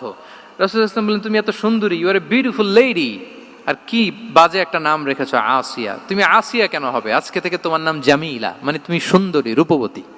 সুবহানাল্লাহ, সুন্দর একটা নাম দিয়ে দিলেন। এক সাহাবীর নাম ছিল হাজান। হাজান মানে রাফ এন্ড টাফ, রুক্ষ। রাসূল সাল্লাল্লাহু আলাইহি ওয়াসাল্লাম বললেন, না, হাজান না, তোমার নাম আজকে থেকে সাহাল। কি নাম? সাহাল। সাহাল মানে সহজ। উনি বলেন, যেদিন থেকে সাহাল রাখছি এর আগ পর্যন্ত নাকি ওনার অসুস্থতা, রোগ বালাই একটার পর একটা লেগেই থাকতো। যেদিন থেকে সাহাল, ওই দিন থেকে উনি বলেন যে আল্লাহ তাআলা নবীর এই নাম চেঞ্জ করে দেওয়ার বারাকায় আমার পুরো জীবনের সব কাজকে আল্লাহ তাআলা সহজ করে দিয়েছেন। তাহলে রিফর্ম সেন্ট্রিক মাইন্ডসেট, আমরাও খারাপ কিছু দেখলে ভালো দিয়ে পরিবর্তন করব। কি বলেন? আচ্ছা, এটা তো নাম চেঞ্জ করে দেয়া। এবার সোশ্যাল রিফর্ম তিনি কি কি করেছেন আমরা একটু দেখি। তিনি যখন যুবক, মক্কায় এক ইয়ামানি লোক ব্যবসা করতে এসে তার প্রোডাক্ট বিক্রি করার পরে, আস ইবনে ওয়াইল নামে এক লোকের কাছে বিক্রি করার পরে যখন দাম চাইতে গেল, আস বলে, আরে বেটা, আমরা মক্কার সন্তান, আমরা দাম দিব না। তো সে ভাবলো হয়তো আমার সাথে ঠাট্টা করেছে, হজের মৌসুম যাক, বেচাকেনা শেষ করে যাওয়ার পথে দামটা নিয়ে যাব। সে ফেরার দিন আবার গেল যে আমার তো জিনিসের দামটা আপনি দিলেন না। সে বলে, আমরা এই ভূখণ্ডের মালিক, আমরা দাম দেই না, এটা তো বড় জুলুম। সে কান্নাকাটি শুরু করলো। তার এই কান্নাকাটি দেখে আল্লাহ রাসূল সাল্লাল্লাহু আলাইহি ওয়াসাল্লাম ওনার চাচা জুবাইর ইবনে আব্দুল মুত্তালিব সহ ইয়াং স্টার যারা আছে, দ্য ইয়ুথ অব মক্কা, তাদের সবাইকে নিয়ে একটা সোসাইটি করলেন। এই যে আমরা হালাফুল ফুদুলের নাম শুনি না, যেটা বাংলা আমরা কি বলি? হিলফুল ফুজুল। এই নামে তো অনেক সংগঠন আছে বাংলাদেশে। কি বলেন? যুবকরা কোনো সংগঠন করলে কমনলি এই নামটা পছন্দ করে, হিলফুল ফুজুল। আসলে এটার মূল নাম ছিল হালাফুল মুত্তাইয়িবিন। তিব মানে হচ্ছে রং। রাসূল সাল্লাল্লাহু আলাইহি ওয়াসাল্লাম সবাই মিলে, তখন জাহিলি যুগে একটা কালচার ছিল, বালতি ভর্তি রঙের ভেতরে হাত ঢুকিয়ে দিত, দিয়ে এই রং সমেত হাতটা তারা পাথরের মধ্যে লাগাতো, সবার হাত ওইখানে দিত, মানে আমরা হাতে হাত রেখে কমিটেড, আমরা ঐক্যবদ্ধ হলাম। সেখান থেকে হয়েছে হালাফুল মুত্তাইবিন থেকে হালাফুল ফুদুল। ওনারা বলল যে না, আমরা সবাই থাকবো মা আল মাজলুমি দিদ্দা জালেম, আমরা মজলুমের পক্ষে থাকবো, জালেমের বিপক্ষে থাকবো। এবং যেই প্রতিজ্ঞা ওই কাজ, সবাই মিলে আস ইবনে ওয়াইলকে ধরলো, তার কাছ থেকে টাকা আদায় করে ওই ইয়ামানি ব্যবসায়ীর কাছে পৌঁছে দিয়ে তিনি মাজলুমকে সহায়তা করেছেন। সুবহানাল্লাহ। এবং এই টেন্ডেন্সি, এই জুলুম, চাঁদাবাজি যেগুলো ছিল মক্কার জমিনে, রাসূল সাল্লাল্লাহু আলাইহি ওয়াসাল্লাম এই সোশ্যাল রিফর্মের মাধ্যমে এটাকে সংস্কার করেছেন। তাহলে এই যে রিফর্ম সেন্ট্রিক আমাদের হইতে হবে। আমাদের সমাজেও এখন চাঁদাবাজি আছে না নাই বলেন? খুন খারাপি আছে না নাই? সামাজিক অনাচার? তাহলে ঐক্যবদ্ধ হইতে হবে আমাদেরকে রিফর্মের জন্য। যুবক যারা আমরা আছি, যাদেরকে আল্লাহ আমাদের বলার সুযোগ দিয়েছে, লেখার সুযোগ দিয়েছে, ফিল্ডে কাজের সুযোগ দিয়েছে, আমরা সবসময় মজলুমের পক্ষে থাকবো, আমরা সবসময় জালেমের বিপক্ষে থাকবো। আমাদের নীরবতা আর আমাদের নিশ্চুপ থাকাই জালিমদেরকে আরো বড় বড় জালিম বানিয়েছে। এজন্য নাহনু মাআল মাজলুম দিদ্দা যালিম, এটা হচ্ছে আমাদের স্লোগান। আমরা কাদের সাথে?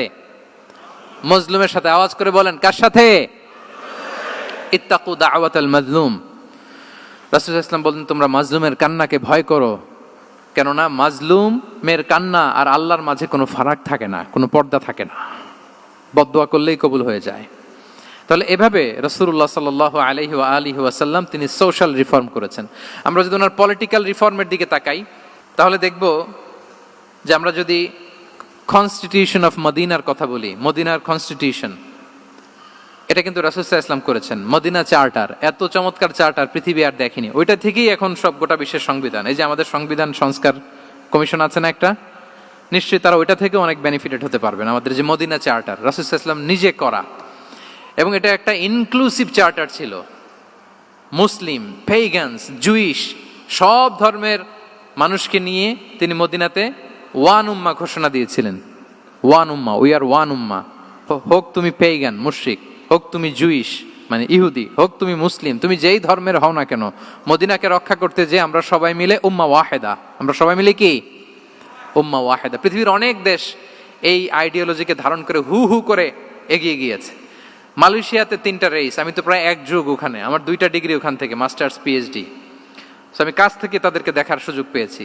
ওখানে মালয়েরা আছে, তামিলরা আছে, চাইনিজরা আছে, 3 জাতি মিলে ওদের স্লোগান হচ্ছে সাতু মালয়েশিয়া।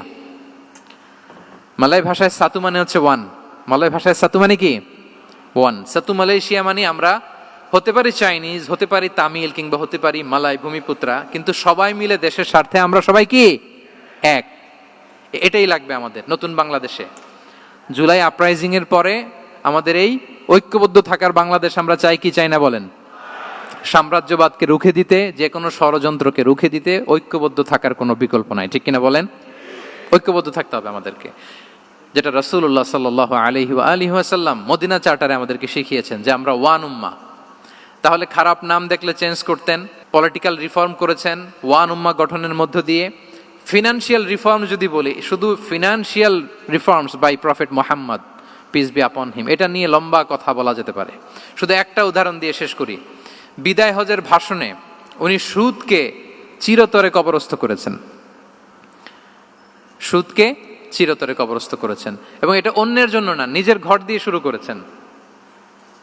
উনি বলেছেন যে এই হানাহানি, রক্তপাত এটা বন্ধ, আমার গোত্রের একটা এরকম রক্তের দাবি আছে, এটা আমি শেষ ঘোষণা করলাম। এরপর বললেন যে সুদ কবর দিলাম, অন্য জায়গা থেকে না, আমার পরিবার থেকে। রাসূল ইসলামের চাচা স্বয়ং আব্বাস রাদিয়াল্লাহু তাআলা আনহুর অনেক সুদের ট্রানজাকশন ছিল, ইন্টারেস্ট, সুদের ব্যবসা ছিল। রাসূল ইসলাম বলেন আজকে থেকে এই সুদ আমি চিরতরে মাটির নিচে কবর দিয়ে দিলাম। আল্লাহু আকবার। দেখেন সোশ্যাল রিফর্ম। তাহলে পরিবর্তন করতে হলে আগে নিজের ঘর থেকে, আগে কোত্থেকে? নাকি ওই ফ্যামিলি থেকে? হ্যাঁ, আমাদের মধ্যে যেটা হয়, আমরা ওয়াজ নসিহত বা ভালো কথা শুনলেই এটাকে ধরে নিই যে এটা ওর জন্য, ওর জন্য, মানে প্রত্যেকটা ওয়াজই যে আমার জন্য হইতে পারে, প্রত্যেকটা নসিহাতের যে প্রাইম অডিয়েন্স আমি হইতে পারি, এইটা আমাদের মাথায় কেন যেন আসে না। আমরা কোনো ভালো নসিহত শুনলে আমরা ভাবি এটা আসলে সমাজে দরকার, ওর দরকার, আমার ভাইয়ের দরকার, কিন্তু এটা যে আমার দরকার, প্রতিটা নাসিহাতের প্রথম অডিয়েন্স হওয়া দরকার কে? আমি নিজে। তাহলে পরিবর্তন শুরু করতে হবে নিজ থেকে। ওর এই সমস্যা, ওর এই সমস্যা, ওর এটা, আরে মিয়া তোমার কি সমস্যা ওইটা বলো। শুধু ওর ওর না দেখে নিজেরটাও দেখতে হবে। দেখেন, অন্যের দিকে এক আঙ্গুল দেখালে নিজের দিকে কয় আঙ্গুল যায় বলেন তো? এই যে নিজের দিকে কিন্তু তিনটা। আমি যদি এরকম করি তা আমার দিকে আসে তিনটা। এজন্য নিজ থেকে, নিজের ফ্যামিলি থেকে আমরা সংস্কার শুরু করব। কি বলেন? ওমরে ফারুক রাদিয়াল্লাহু তাআলা আনহু যখন ফ্যামিলি মিটিংয়ে বসতেন, উনি ওনার সন্তানদেরকে বলতেন, শোনো, তোমরা খলিফাতুল মুসলিমিন, আমিরুল মুমিনিনের সন্তান। তোমাদের কোনো বাজে কাজ যদি সমাজে আসে, তোমাদের কোনো অন্যায় যদি আমার কানে আসে, অন্যের জন্য যা শাস্তি তোমাদের জন্য হবে ডবল শাস্তি।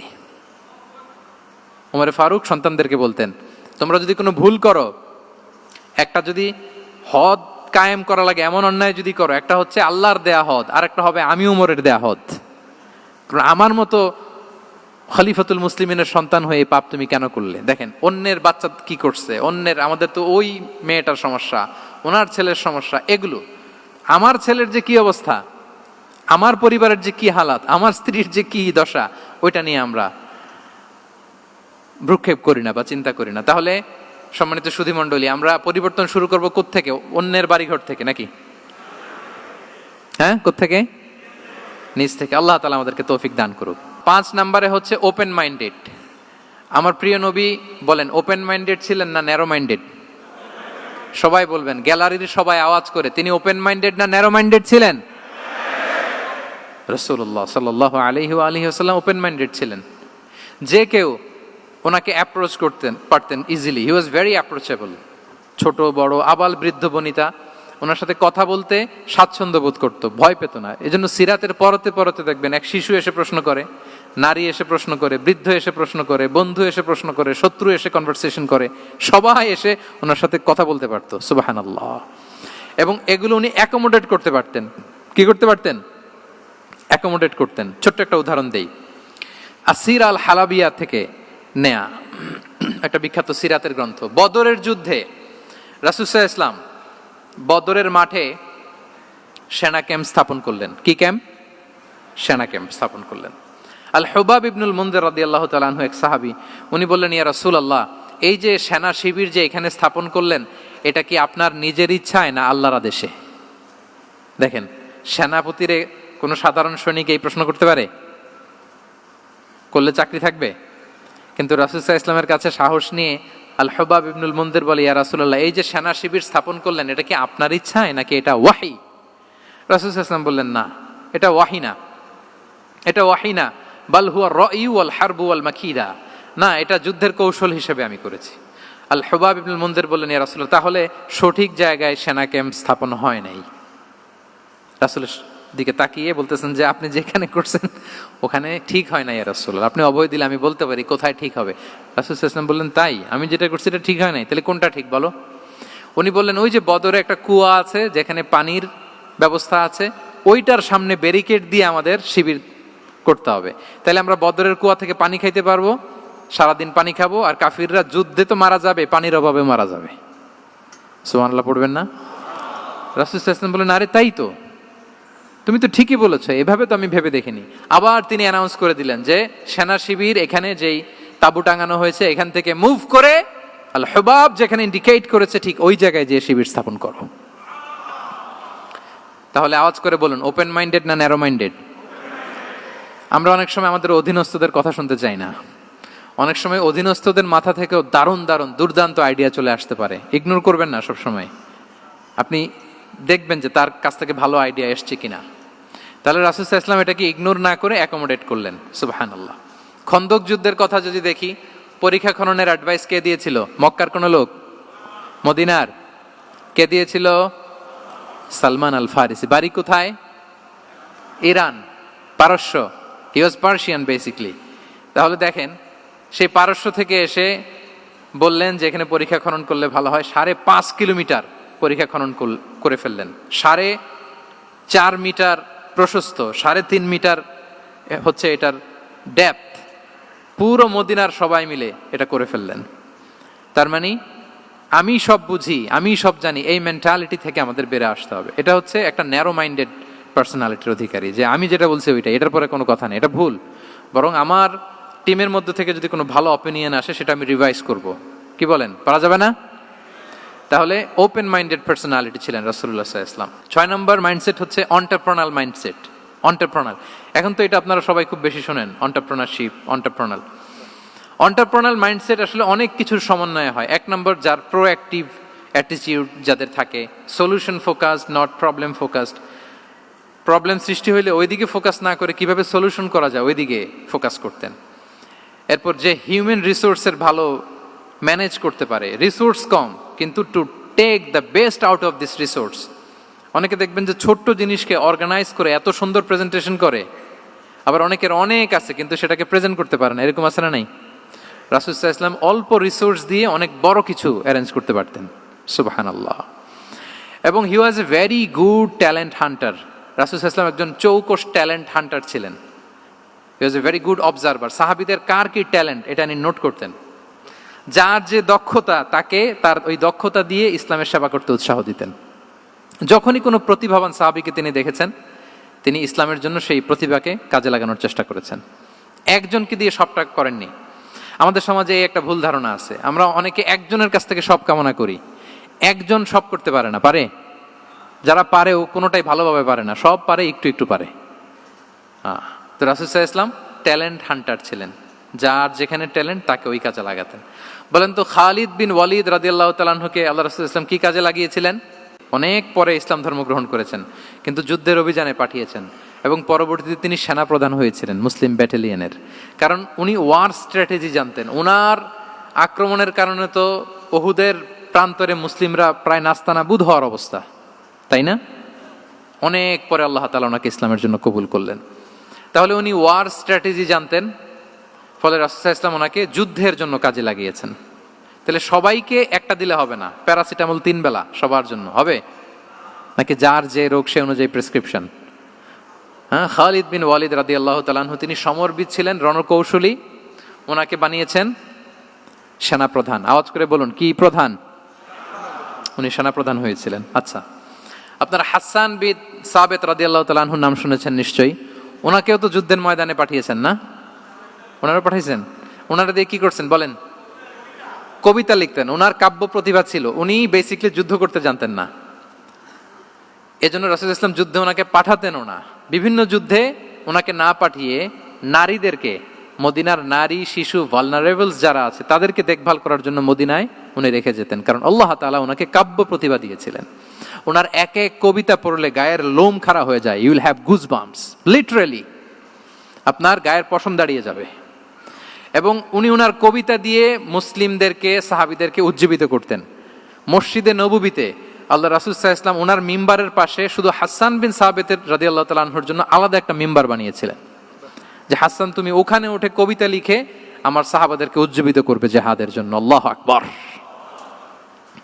তাহলে একজনকে সেনাপ্রধান, আরেকজনকে জাতীয় কবি, আরেকজনকে হাসান বিন সাবিত রাদিয়াল্লাহু তাআলা আনহুকে কি বানালেন? জাতীয় কবি বানালেন। আচ্ছা, হুযাইফা ইবনুল ইয়ামান রাদিয়াল্লাহু তাআলা আনহু, ওনার ছিল ডিটেকটিভ মাইন্ড, এজন্য ওনাকে রাসূল সাল্লাল্লাহু আলাইহি ওয়াসাল্লাম মদিনার গোয়েন্দা বিভাগের প্রধান বানিয়েছেন, হেড অফ ডিটেকটিভ ডিভিশন। হুযাইফা ইবনুল ইয়ামান ছিলেন মদিনার কি? হেড অফ ইন্টেলিজেন্স, গোয়েন্দা বিভাগের প্রধান। মুআয ইবনে জাবাল রাদিয়াল্লাহু তাআলা আনহু প্রশাসনিক কাজ খুব ভালো বুঝতেন। মদিনার সবচাইতে বড় সিনিয়র আমলা ছিলেন মদিনা রাষ্ট্রের সবচাইতে সিনিয়র আমলা মুআয ইবনে জাবাল রাদিয়াল্লাহু তাআলা আনহুকে রাসূল সাল্লাল্লাহু আলাইহি ওয়াসাল্লাম কবিতা লেখার দায়িত্বও দেন নাই, গোয়েন্দাগিরি করতে দেন নাই, ওনাকে ইয়ামানের গভর্নর করে পাঠিয়েছেন। সুবহানাল্লাহি বিহামদি। তাহলে যার যে যোগ্যতা তাকে সেই জায়গায় কাজে লাগানো, এটাকে বলে এন্টারপ্রেনাল মাইন্ডসেট। এটা কি বলে? এন্টারপ্রেনাল মাইন্ডসেট। আল্লাহ হাবিব সাল্লাল্লাহু আলাইহি ওয়াসাল্লামের এই মাইন্ডসেট ছিল। 7 নম্বর মাইন্ডসেট হচ্ছে কনসিডারেট মাইন্ডসেট। কনসিডারেট মানে হচ্ছে সুবিবেচক, যার বিবেচনা আছে, অথবা যে অন্যের প্রতি সহানুভূতিশীল, উচ্চ বিবেকবোধ সম্পন্ন ব্যক্তিত্ব। রাসূল সাল্লাল্লাহু আলাইহি ওয়াসাল্লাম he was the man of 6 senses. ওনার 6টা সেন্স কাজ করতে একসাথে। কয়টা? আমাদের করে কয়টা? 5টা তো আল্লাহ দিছে, অনেকের 3টাও কাজ করে না। কোন দিক দিয়ে কি হচ্ছে দিন দুনিয়ায় নাই, সে একেবারে অন্য জগতের মানুষ। কি হচ্ছে চোখ কান খোলা নাই, কিছু জানা নাই। কিন্তু রাসূল সাল্লাল্লাহু আলাইহি ওয়াসাল্লাম he was man of 6 senses. চারদিকে কোথায় কি হচ্ছে, কার একটু অসুবিধা হয়ে যাচ্ছে, কার একটু সমস্যা, খুব অন্যের ব্যথায় ব্যথিত ছিলেন, অন্যের দুঃখে দুঃখী ছিলেন। অন্যের প্রতি সহানুভূতি ছিলেন, ম্যান অফ সিক্স সেন্সেস ছিলেন তিনি। সিরাত থেকে দু একটা উদাহরণ দেখেন। একবার রাতের নামাজ, সম্ভবত এশার নামাজ, খুব ছোট্ট করে শেষ করে দিলেন। তো সাহাবারা জিজ্ঞেস করলেন, ইয়া রাসূলুল্লাহ, নামাজ তো এত তাড়াহুড়ো করতে আপনাকে কখনো দেখিনি। তিনি বললেন, আমি নামাজের মাঝখানে এক ছোট্ট বাচ্চার কান্না শুনেছি। আনাস রাদিয়াল্লাহু বর্ণনা করেন যে কানা রাসূলুল্লাহ সাল্লাল্লাহু আলাইহি ওয়াসাল্লাম ইয়াসমাউ বুকা আস-সাবিয়্যি মা উম্মি। আমি যখন নামাজে ইমামতি করছি, পেছনে মহিলাদের কাতারের ওখান থেকে একটা ছোট্ট শিশুর কান্নার আওয়াজ আমার কানে আসলো। দেখেন কি সেন্স। তো আমার মনে হচ্ছিল বাচ্চার কান্নায় পেছনের কাতারে মায়ের বড্ড কষ্ট হচ্ছে। যেই মাটা বাচ্চাটাকে নিয়ে এসছে উইমেন প্রেয়ার হলে, তাকে বাচ্চাটাকে ম্যানেজ করতে বা সামলাতে মায়ের বড্ড কষ্ট হয়ে যাচ্ছে আমার মনে হচ্ছে। এজন্য আমি নামাজটা একটু শর্টকাটে শেষ করে দিয়েছি। Could you imagine that? কি নবী আমরা পেয়েছি, কিরকম কনসিডারেট ছিলেন, কতটা সুবিবেচক ছিলেন, অন্যের প্রতি কতটা সহানুভূতিশীল ছিলেন তিনি, অন্যের যাতে কোনো সমস্যা না হয় এটা খেয়াল করতেন। মুআয ইবনে জাবাল রাদিয়াল্লাহু তাআলা আনহুকে মদিনার পাশেই এক মসজিদের ইমাম করে পাঠালেন। উনি ইমামতির দায়িত্ব পেয়ে একবার মাগরিবের নামাজে সূরা বাকারা তেলাওয়াত শুরু করলেন। তো ওনার হয়তো তেলাওয়াত করতে করতে একটা ইমোশন চলে আসছে, উনি তো সুরের ঝংকার দিয়ে তেলাওয়াত করতেছেন। এখন পেছনে যারা মুসল্লি ছিল এরা ছিল সব কৃষিজীবী সাহাবী। এরা কি ছিল? সারা দিন ওট দিয়ে, খেজুর গাছে পানি দিয়ে জান যায় কোনো রকম ফরজ পেরে যায় ঘুমাইতে হবে। এই সাহাবীরা যখন পিছনে দাঁড়াইছে আর উনি ধরছে কোন সূরা? সূরাতুল বাকারা। এখন ওনারা তো আর থাকতে পারে না, ওনার সাথে থাকতে না পারে এক সাহাবী নামাজ রেখে দিয়ে ডাইরেক্ট রাসূল সাল্লাল্লাহু আলাইহি ওয়াসাল্লামের কাছে, কারণ বড় হুজুর তো আছে মদিনায়। যে বিচার দিছি ইয়া রাসূলুল্লাহ, দেখেন এমন একজনকে ইমাম করে অ্যাসাইন করেছেন, উনি মাগরিবের সালাতে সূরা বাকারা পড়ে, আর আমরা হচ্ছি কৃষিজীবী শ্রমজীবী সাহাবী, আমাদের তো এত বড় কেরাতের সাথে জয়েন করা সম্ভব না। রাসূল সাল্লাল্লাহু আলাইহি ওয়াসাল্লাম রেগে গেলেন, চেহারাটা আগুনের গোলার মতো লাল হয়ে গেল। মুআয ইবনে জাবাল রাদিয়াল্লাহু তাআলা আনহুকে ডেকে পাঠালেন, ডেকে বললেন, আফাত্তানুন আনতা ইয়া মুআয, আফাত্তান, তুমি কি ফিতনা সৃষ্টি করতেছো? ওখানে পাঠাইছি কমিউনিটির ইউনিটি ধরে রাখার জন্য, তুমি ওখানে যে ফিতনা সৃষ্টি করতেছো। তুমি কি সাব্বিহ ইসমা রাব্বিকাল আ'লা এই সূরা তোমার মুখস্থ নাই? ওয়াদ-দুহা ওয়াল-লাইলি ইযা সাজা এটা পারো না? ওয়াশ-শামসি ওয়া দুহাহা এটা মুখস্থ নাই? তো তুমি কেন এই সূরাগুলো দিয়ে নামাজ পড়াও না? কেন পড়াও না? এরপর তিনি বললেন, যখন ইমামতির সুযোগ পাবে, সুযোগ পেয়ে লম্বা কেরাত ধরো না, ছোট্ট কেরাত দিয়ে নামাজ শেষ করো। কেননা তোমার পেছনে বয়স্করা আছে, মুরব্বীরা আছে, অসুস্থরা আছে। জাল হাজা, তার একটা জরুরি কাজ পড়ছিল, যাচ্ছিল, হঠাৎ মাগরিবের আজান, ভাবলো রাস্তার পাশে যেহেতু আজান দিছে নামাজটা পড়ে নেই। নামাজে ঢুইকে দেখছে আপনি সূরা বাকারা ধরছেন, তো বেচারা কি কাজ করবে না কি করবে? আর তার তো নিয়ত ছিল ফরজ নামাজটা পড়ি যে বাস ধরবো, এখন আপনি ধরছেন কোন সূরা? বাকারা। দেখেন রাসূল সাল্লাল্লাহু আলাইহি ওয়াসাল্লাম বললেন, যখন ইমামতির চান্স পাবে ছোট সূরা পড়বে, আর যখন তুমি একা পড়বে ফালিউতাউবিল মাশা, যত লম্বা করতে মনে চায় করো, রুকু করো লম্বা, সেজদা করো লম্বা, কেরাত করো লম্বা। রাসূল সাল্লাল্লাহু আলাইহি ওয়াসাল্লাম তো রাতে আধা ঘন্টা 40 মিনিট প্রথম রাকাতে কেরাত পড়তেন, এরপরে আবার 40 মিনিট রুকুতে থাকতেন, রুকু থেকে দাঁড়ায় আবার 40 মিনিট, আবার সেজদায় যেয়ে 40 মিনিট, এরপরে সেজদা থেকে 2 সেজদার মাঝখানে আবার 40 মিনিট, 2 রাকাত দিয়ে এরকম রাতও শেষ করে দিয়েছেন। তো আপনার লম্বা যদি পড়তে মনে চায়, আপনি তো আপনার ব্যক্তিগত নফল সালাতে এভাবে লম্বা করবেন। কিন্তু আমাদের হয়ে গেছে উল্টা, একাকী নামাজ কোন রকম রুকু সেজদা এরকম হয়ে গেছে না অনেকটা।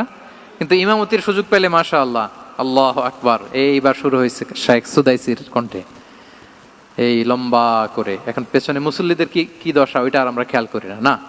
আমাদেরকে অন্যের প্রতি সহানুভূতিশীল হতে শিখিয়েছে ইসলাম, কনসিডারেট হতে শিখিয়েছে, সুবিবেচক হতে শিখিয়েছে, যেটা রাসূল সাল্লাল্লাহু আলাইহি ওয়াসাল্লাম করেছেন। এবং রাসূল সাল্লাল্লাহু আলাইহি ওয়াসাল্লাম কোনো কাজে কাউকে পাঠালে ওনার বিখ্যাত সে বাণীটা বলে দিতেন যে ইয়াসসিরু ওয়ালা তুআসসিরু বাশশিরু ওয়ালা তুনাফিরু, সহজ করে উপস্থাপন করো, কঠিন করো না। সুসংবাদ দিও, মানুষকে দিন থেকে ভাগিও না। আমরা মানুষকে ভয় দেখাই, আমরা এত কঠিন করে ইসলামকে উপস্থাপন করি, মানুষ বলে আগে যেটা করতাম ওইটাই ভালো। তো আমরা যেন দিনকে কঠিন না করি, আমাদের কোনো অ্যাটিটিউডের কারণে যেন মানুষ ইসলাম থেকে ভেগে না যায়। আরেকটা উদাহরণ দেখুন, একবার মাগরিবের কিংবা এশার নামাজে রাসূল সাল্লাল্লাহু আলাইহি ওয়াসাল্লাম লম্বা সেজদা দিলেন। এত লম্বা সেজদা তিনি কখনো দেন না। নামাজ শেষে সাহাবারা জিজ্ঞেস করলেন, ইয়া রাসূলুল্লাহ, আপনি কি নামাজের মাঝখানে অসুস্থ হয়ে গেলেন নাকি? অথবা কোরআনের আয়াত নাজিল হলো নাকি, ওহী নাজিল হলো নাকি? রাসূল সাল্লাল্লাহু আলাইহি ওয়াসাল্লাম বললেন, কুল্লু যালিকা লাম ইয়াকুন ওয়ালাকিন নাবনি ইরতাহালানি ওয়া কারিহতু আন উআজ্জিলাহু হাত্তা ইয়াকদিয়া হাজাতাহ বললেন না, অসুস্থ হই নাই, ওহিও নাজিল হই নাই। আমি যখন সেজদায় গিয়েছি, আমার দুই ছোট নাতি হাসান হোসেন আমার কাঁধের উপরে চেপে বসেছে। যতক্ষণ না ওরা খেলা শেষ না করে নিচে নেমেছে, আমি সেজদায় লুটিয়েছিলাম। নেমেছে, এরপরে মাথা উঠিয়েছি। আমার মাথা উঠানোর কারণে ওদের খেলার একটু ডিস্টার্ব হবে, এজন্য আমি আর সেজদা থেকে মাথা উঠাই নাই। দেখেন, নাতির খেলার যেন ডিস্টার্ব না হয়। পেছনের মহিলা সারির এক বোনের নামাজের সমস্যা হচ্ছে, এগুলো উনি খেয়াল করতেন, ছোট্ট ছোট্ট বিষয়গুলো উনি খেয়াল করতেন। এটাকে বলে কনসিডারেট মাইন্ডসেট। কি বলে? তাহলে আমরা অন্যের প্রতি যেন সহানুভূতিশীল হই, নাকি শুধু নিজেরটাই দেখব? অন্যেরটা দেখার দরকার আছে না নাই বলেন? 8 নাম্বার হচ্ছে ট্রান্সপারেন্সি। ট্রান্সপারেন্সি মানে হচ্ছে স্বচ্ছতা। ওনার জীবনের চাইতে, ওনার বায়োগ্রাফির চাইতে স্বচ্ছ বায়োগ্রাফি আপনি পাবেন না। No public and private dividation, and in the long history of time no one's life has been recorded more transparently than the life of Prophet Muhammad sallallahu alaihi wasallam. রাসূল সাল্লাল্লাহু আলাইহি ওয়াসাল্লামের চেয়ে বেশি পৃথিবীতে এমন সেকেন্ড কোন পারসন আপনি দেখাতে পারবেন না যার জীবনের সবকিছু রেকর্ডেড। সবকিছু রেকর্ডেড। এরকম আছে? ঘরে কি করেছেন, বাইরে কি করেছেন, স্ত্রীর সাথে কি করেছেন, বন্ধুর সাথে কি করেছেন, সাহাবাদের সাথে কি করেছেন, শত্রুর সাথে কি করেছেন, অল আর রেকর্ডেড। সব এন্ড ক্রিস্টাল ক্লিয়ার, একেবারে স্বচ্ছ পানির মতো, স্ফটিক কাচের মতো ক্লিয়ার, ট্রান্সপারেন্ট। ওনার সব কাজে উনি স্বচ্ছতা বজায় রাখতে চাইতেন। কতটা স্বচ্ছ ছিলেন একটা মজার ঘটনা শোনায় আপনাদেরকে। সহিহ বুখারীতে এসেছে, রমাদানের শেষ 10 দিন, দ্য লাস্ট 10 days অফ রমাদানে তিনি ইতিকাফ করতেন। তো ইতিকাফ অবস্থায় স্ত্রীরা এসে রাতে দেখা করে যেত, জরুরি কথা আলাপ থাকলে সেরে যেত। একবার রাতে সফিয়া বিনতে হুয়াই ইবনে আখতাব রাদিয়াল্লাহু তাআলা আনহা আসলেন, ওনার স্ত্রী। কথা হলো এবার ওনাকে একটু এগিয়ে দিবেন। মসজিদ থেকে রাসূলুল্লাহ সাল্লাল্লাহু আলাইহি ওয়াসাল্লাম বারান্দার দিকে পাশ দিয়ে আসলেন এগিয়ে দেওয়ার জন্য। ইন দ্য মিন টাইম হঠাৎ দুইজন আনসারী সাহাবী পাশ দিয়ে হেঁটে যাচ্ছেন। রাসূলুল্লাহ সাল্লাল্লাহু আলাইহি ওয়াসাল্লাম আম্মাজানকে বিদায় দিবেন এখানে। হঠাৎ করে তিনি আওয়াজ করে বললেন, আলা রিসলিকুমা, এই দাঁড়াও। ওই সাহাবী দুইজন রাসূলুল্লাহ সাল্লাল্লাহু আলাইহি ওয়াসাল্লামের সাথে কে ওটা টের পায় নাই, বুঝতে পারে নাই। বোরকায় আবৃত কোন এক নারী দেখে রাসূল আর ওই নারীকে দেখে তারা আরো দ্রুত গতিতে হাঁটতে শুরু করে দিচ্ছে, আমরা চলে যাই এখান থেকে। দেখেন, রাসূল ইসলাম নিজের অবস্থানকে ট্রান্সপারেন্ট করার জন্য বললেন, আলা রিসলিকুমা, দাঁড়াও। দাঁড়ালেন। তখন রাসূল ইসলাম বললেন যে, ইন্নাহা উম্মুকুম সফিয়া, আমার পাশে যাকে দেখতে পাচ্ছ, বলে দেয়া ভালো যে সে কিন্তু অন্য কোনো নারী নয়, সে তোমাদের মা উম্মুল মুমিনিন সফিয়া। সাহাবারা বলে, সুবহানাল্লাহ ইয়া রাসূলুল্লাহ, ইয়া রাসূলুল্লাহ, এ কেমন কথা? আপনি কেন আমাদের কাছে জবাবদিহি করতে যাচ্ছেন বা ক্লারিফাই করছেন? আপনার পাশে কোনো নারী এত রাতে যদি দাঁড়িয়ে থাকে, তিনি তো আমাদের মাদের মধ্যে থেকেই তো একজন হবেন, কেন আপনি বলতেছেন? তখন রাসূল সাল্লাল্লাহু আলাইহি ওয়াসাল্লাম বললেন যে, না, ইন্না শাইতানা ইয়াজরি মিনাল ইনসানি মাজরাদ দাম, শয়তান মানুষের রগে রগে চলাচল করে। ওয়া ইন্নী খাশিতু আই ইউকযিফা ফি কুলুবিকুমা শাররান, আরেক বর্ণনায় আছে শাইআন, আমার ভয় হয় হয়তো শয়তান কোনো সন্দেহের উদ্রেক তোমাদের হৃদয়ে ঢুকায় দিতে পারে। সুবহানাল্লাহ। এজন্য আমি ক্লিয়ার করে দিলাম, এটা আমার বউ, আমার স্ত্রী, তোমাদের মা সফিয়া। দুজন সাহাবী যদি চলে যায়, এমন হতেই পারতো বাড়িতে যে একজন আরেকজনকে জিজ্ঞেস করতে পারতো যে, আচ্ছা, নবীর পাশে যে কালো বোরকা পরা মহিলাটা ছিল দেখছো না, এটা কে? তখন একজন হয়তো বলতো, কে আর হবে, আমাদের মাই তো হবে, কোনো এক মা। আরেকজন বলবে, আমাদের উম্মুল মুমিনের কেউ ছিল নাকি অন্য কেউ? এরকম একটা হুট করে সন্দেহের উদ্রেক মাথায় আসতে পারে না যে ওনার স্ত্রী ছিল না অন্য কেউ ছিল? আসতে পারে কি পারে না বলেন? ওই সন্দেহের অবকাশটুকু রাসূল সাল্লাল্লাহু আলাইহি ওয়াসাল্লাম রাখেন নাই। উনি বলে দিলেন যে, এটা তোমাদের মা, এটা সফিয়া। এই সন্দেহের অবকাশের কোনো সুযোগ নাই। তাহলে রাসূল সাল্লাল্লাহু আলাইহি ওয়াসাল্লামের পুরো লাইফ ছিল ট্রান্সপারেন্ট, একেবারে স্বচ্ছ। তাহলে রাসূল সাল্লাল্লাহু আলাইহি ওয়াসাল্লামের লাইফ তিনি কত স্বচ্ছতার সাথে কাটিয়েছেন, এটা ক্লিয়ার না আমাদের সাথে? Transparent mindset. 9 নাম্বার হচ্ছে অ্যাপ্রিশিয়েটিভ, অর্থাৎ অন্যের প্রশংসা করা। আমরা অনেক সময় অন্য কেউ ভালো কাজ করলে অ্যাপ্রিশিয়েট করতে চাই না। আমরা গুণমুগ্ধ হই কিন্তু গুণগ্রাহী হতে চাই না। অন্যরে ক্রেডিট দিতে চাই না, তার ভালো কাজের স্বীকৃতি দিতে চাই না। হয়তো আমার দলের লোক না, বা আমার চিন্তার লোক না, বা আমার সার্কেলের লোক না, তার প্রশংসা করতে চাই না, তার গুণগ্রাহী হতে চাই না। এরকম মেন্টালিটি আমরা অনেকে ক্যারি করি না? রাসূল সাল্লাল্লাহু আলাইহি ওয়াসাল্লাম এটা করেননি। ভালো কিছু দেখলে মুসলিম হোক অমুসলিম হোক অ্যাপ্রিশিয়েট করতেন। Basically he develop the culture of appreciation. এটা আমাদের করতে হবে। আপনার ছেলে ভালো কিছু করেছে, অ্যাপ্রিশিয়েট করেন, ও কনফিডেন্স ফিরে পাবে। আপনার স্ত্রী ভালো রান্না করেছে, অ্যাপ্রিশিয়েট করেন, সে আনন্দিত হবে। আপনার বন্ধু ভালো কিছু একটা করেছে, তাকে ইন্সপায়ার করেন, অ্যাপ্রিশিয়েট করেন। রাসূল সাল্লাল্লাহু আলাইহি ওয়াসাল্লাম একবার এক বৈঠকে 8 জন সাহাবীকে 8টা কমপ্লিমেন্ট দিয়েছেন। 8টা অ্যাপ্রিসিয়েশন দিয়েছেন। তিনি বলেছেন আরহামু উম্মতি বি উম্মতি আবু বকর। দেখেন 8 জন সাহাবীর 8টা গুণের বর্ণনা দিচ্ছেন। তিনি বললেন আমার উম্মতের মধ্যে সবচাইতে রহম দিলের সাহাবী হচ্ছে কে? আবু বকর রাদিয়াল্লাহু তাআলা। এত রহম দিলের ছিলেন, উনি যখন আল্লাহ রাসূল সাল্লাল্লাহু আলাইহি ওয়াসাল্লামের ইন্তেকালের পরে মসজিদে নববীতে যখন নামাজে দাঁড়াতেন, কান্নার চোটে উনি কেরাতই পড়তে পারতেন না। কমপ্লেন করতো সাহাবারা যে আমরা তো কেরাত বুঝি না, একটু স্পষ্ট করে পড়েন, কান্না একটু থামান। কেন কাঁদতেন? কারণ উনি যখন নামাজে দাঁড়াতেন ওনার ফিলিংসটা হতো এরকম যে কাইফা আকুমু মাকামা রাসূলিল্লাহ, আমি রাসূলের জায়গায় কিভাবে দাঁড়াই? এখানে তো আমার রাসূল দাঁড়িয়ে ইমামতি করেছেন, আমি নবীর জায়গায় দাঁড়িয়ে কিভাবে নামাজটা পড়াই? এই অনুভব থেকে উনি যে কাঁদতে শুরু করতেন, এই কান্নার ধাক্কায় উনি আর তেলাওয়াতই আগাতে পারতেন না। আরহামু উম্মতি বি উম্মতি আবু বকর। আমার উম্মতের মধ্যে সবচাইতে রহম দিলের হচ্ছেন আবু বকর। ও আসাদ্দুহুম ফি আমরিল্লাহি উমর। দেখেন প্রশংসা করতেছেন। আর আমার উম্মতের মধ্যে আল্লাহর দ্বীন বাস্তবায়নে সবচাইতে কঠোর হচ্ছে ওমর। মুনাফিকরা ওনাকে জমের মতো ভয় পেত, ইভেন শয়তান ভয় পেত। রাসূল সাল্লাল্লাহু আলাইহি ওয়াসাল্লাম বলেন ওমর, তুমি যদি এই রাস্তা দিয়ে হাঁটো, শয়তান যদি দেখতে পায়, শয়তান এই রাস্তা রেখে দিয়ে অন্য কোনো রাস্তা থাকলে ওইটা দিয়ে হাঁটে। সুবহানাল্লাহি বিহামদি। আমাদের অনেক সময় এমন হয় না যে আমাদের বাচ্চারা, ছেলেমেয়েরা খেতে চায় না, আমাদের নাতি নাতনিরা খেতে চায় না, মায়েরা খাবার নিয়ে পেছনে পেছনে ঘুরে, আর তখন ভয় দেখায় এই রাত্রিবেলা তাড়াতাড়ি খাও, ওই যে বাঘ আসবে বাঘ, বিড়াল আসবে বিড়াল, তাড়াতাড়ি না খেলে কিন্তু ভূত আসবে ভূত। এরকম বলেন আপনারা? বলেন না? এই দায়িত্ব তো আপনাদের কাঁধে থাকে না? তো ওই যে আমাদের বোনরা বলতে পারবে, বোনরা খাবার নিয়ে ঠিকই রাত্রিবেলায় বাচ্চাদের পেছনে পেছনে এরকম দৌড়াতে হয়। তো কি বলতে হয় যে এই ভূত আসলো ভূত, ওই যে বিড়াল আসলো বিড়াল, কুকুর আসলো, এইগুলো বললে বাচ্চারা আবার ভয় পায়, তাড়াতাড়ি করে খায়। তো মদিনাতেও মদিনার বাচ্চারা খেতে চাইতো না। তো খেতে না চাইলে মায়েরা ভূত আসতেছে, ভাল্লুক আসতেছে এগুলো না বলে বলতো হা হুয়া ইয়াতি উমর, ইয়াতি উমর, তাড়াতাড়ি খাও তাড়াতাড়ি খাও, ওই যে ওমর আসতেছে ওমর। সুবহানাল্লাহি বিহামদি। ওয়া আশাদ্দুহুম ফি আমরিল্লাহি উমর। আল্লাহর দ্বীন বাস্তবায়নে সবচেয়ে কঠোর ছিলেন ওমর রাদিয়াল্লাহু তাআলা আনহু। ওয়া আসদাকুহুম হায়াআন উসমান। সবচেয়ে লাজুক সাহাবী ছিলেন উসমান রাদিয়াল্লাহু তাআলা আনহু। শুধু অর্থ বলে যাই। ওয়া আকরাউহুম লিকিতাবিল্লাহি উবাই ইবনে কাব। সবচেয়ে কোরআনের ভালো কেরাত পড়তে পারতেন উবাই ইবনে কাব। আফরাদুহুম যায়েদ ইবনে সাবিত। উত্তরাধিকার বন্টনের নীতিমালা, ফারায়েজের জ্ঞান ছিল যায়েদ ইবনে সাবিত রাদিয়াল্লাহু তাআলা আনহু। ওয়া আ'লামুহুম বিল হালালি ওয়াল হারামি মুআদ ইবনে জাবাল। এই উম্মতের হালাল হারামের স্পেশালিস্ট সাহাবী হচ্ছেন মুআদ ইবনে জাবাল। আলা ওয়া ইন্না লিকুল্লি উম্মাতিন আমিনান ওয়া আমিনা হাযিহিল উম্মাহ আবু উবাইদা ইবনুল জাররাহ।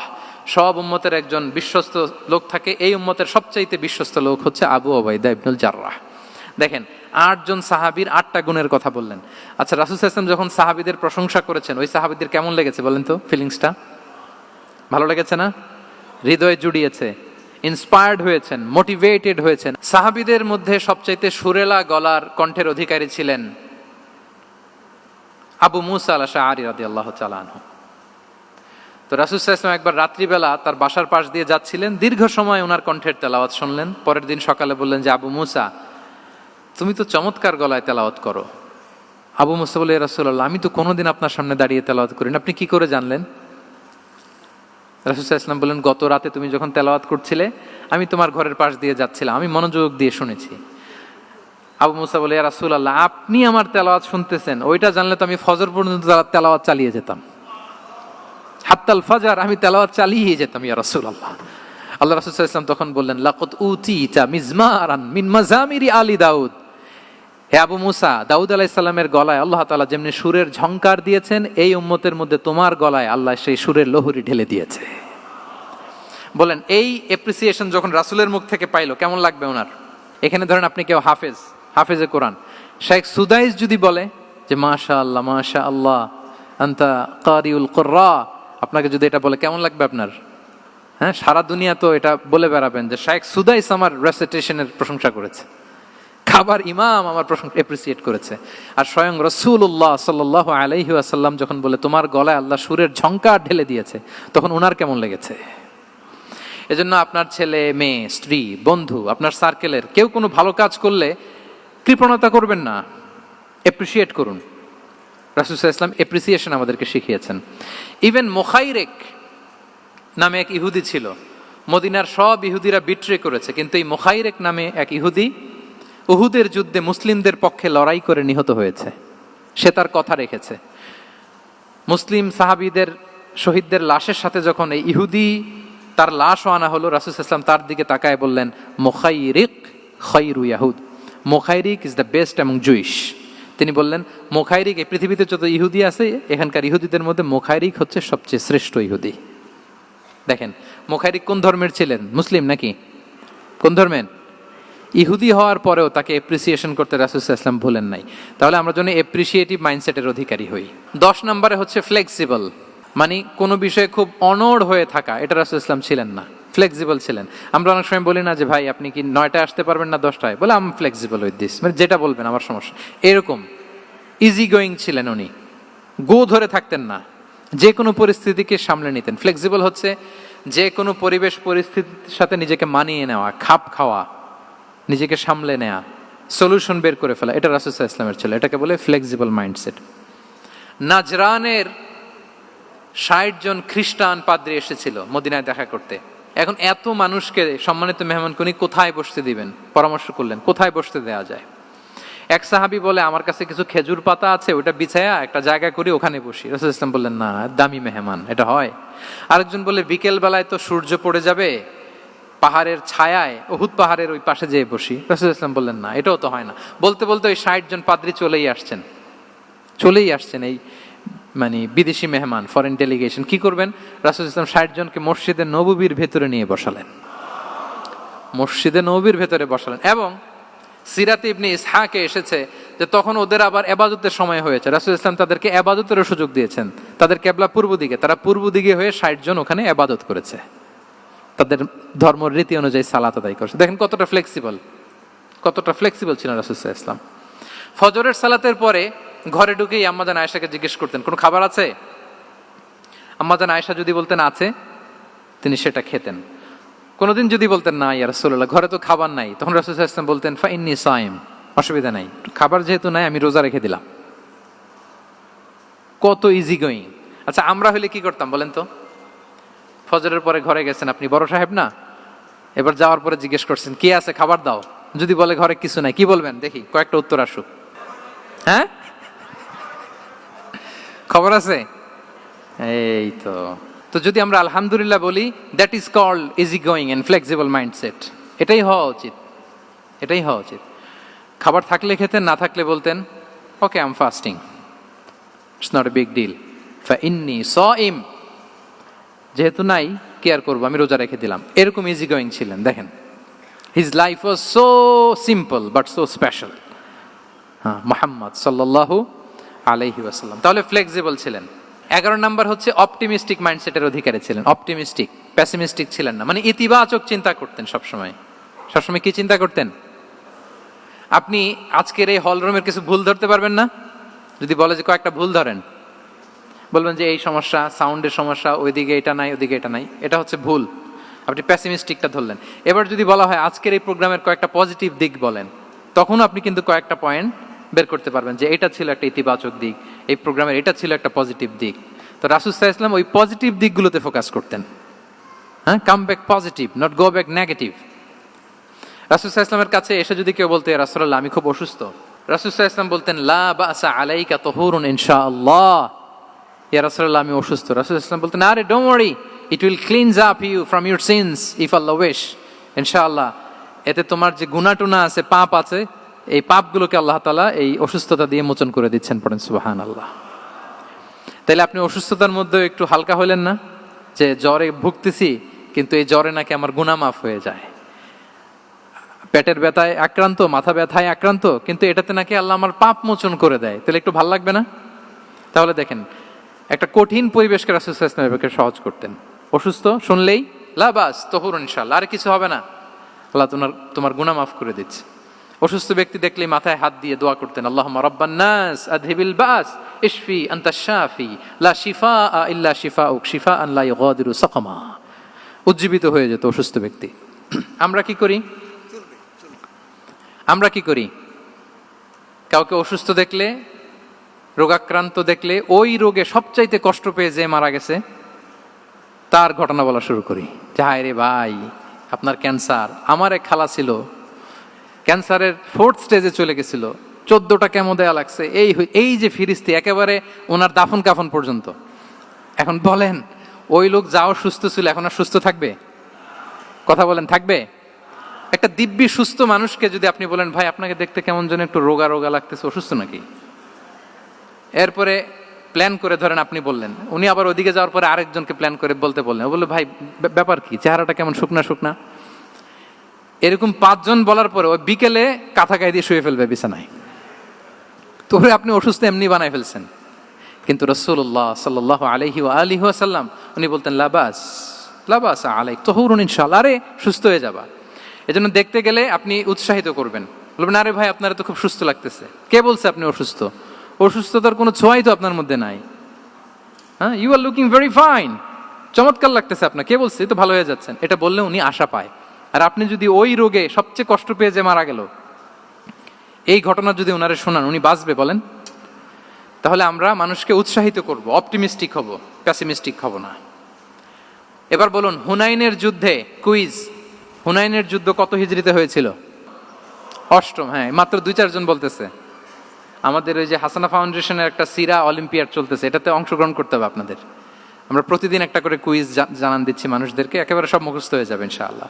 তাহলে 8ম হিজরিতে হাওয়াজিন বনু সাকিব গোত্রের বিশাল ব্যাটালিয়ন নিয়ে ওরা আসছে, এবং ওরা আসছে যে আমরা শুধু একা যাব না, আমাদের স্ত্রী বাচ্চা কাচ্চা, আমাদের যার ঘরে যত সম্পদ আছে সব নিয়ে মরুভূমিতে যাব। এটা নিয়ে যাব কেন? সবার মধ্যে যেন ইন্সপিরেশন আসে যে যদি আমরা হারি আমরা সব শেষ, আমাদের সম্পদও নিয়ে যাবে। আর এগুলো রক্ষার জন্য হলেও মুহাম্মদের বিরুদ্ধে আমাদেরকে জয়লাভ করতে হবে। কি টেকনিক দেখেন।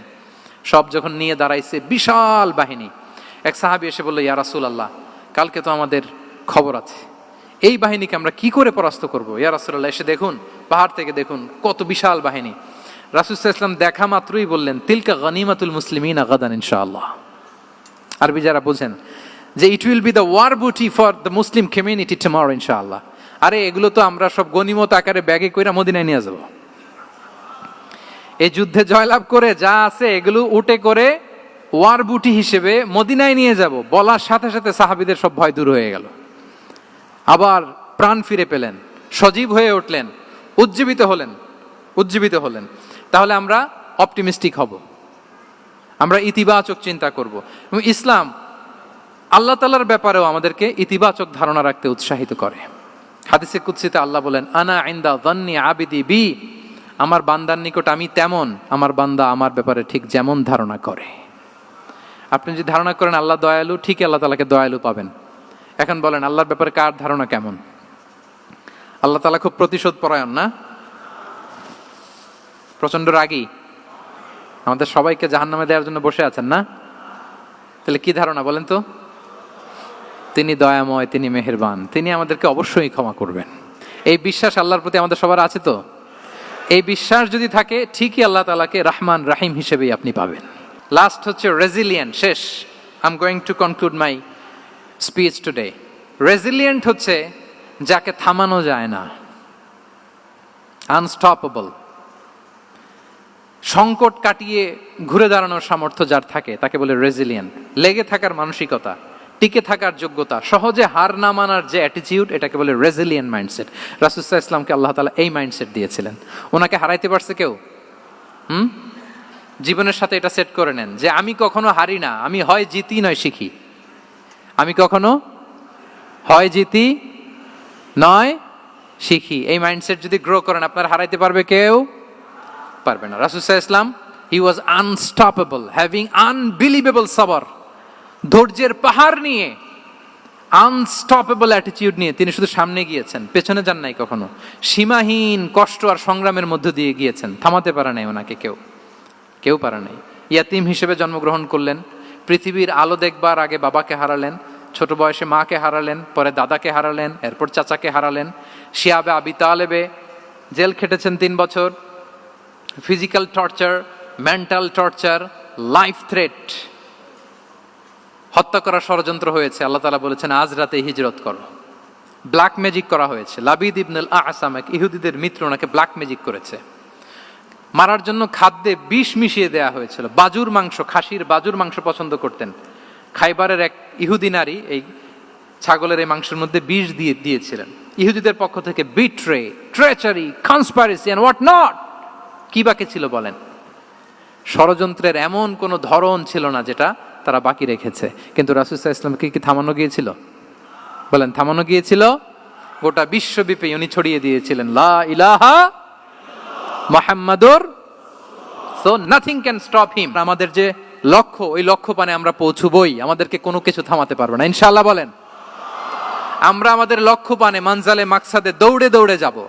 আমাদেরকে থামিয়ে দেয়া হলে আমরা হাঁটতে থাকব, সেখানে আমাদেরকে আঘাত করা হলে আমরা হামাগুড়ি দিয়ে সামনের দিকে যেতে থাকব, সেখানেও থামিয়ে দেওয়ার চেষ্টা করা হলে আমরা আমাদের মঞ্জিলে মাকসুদের দিকে অপলক নেত্রে চেয়ে থাকব। আমাদেরকে কেউ থামাতে পারবে?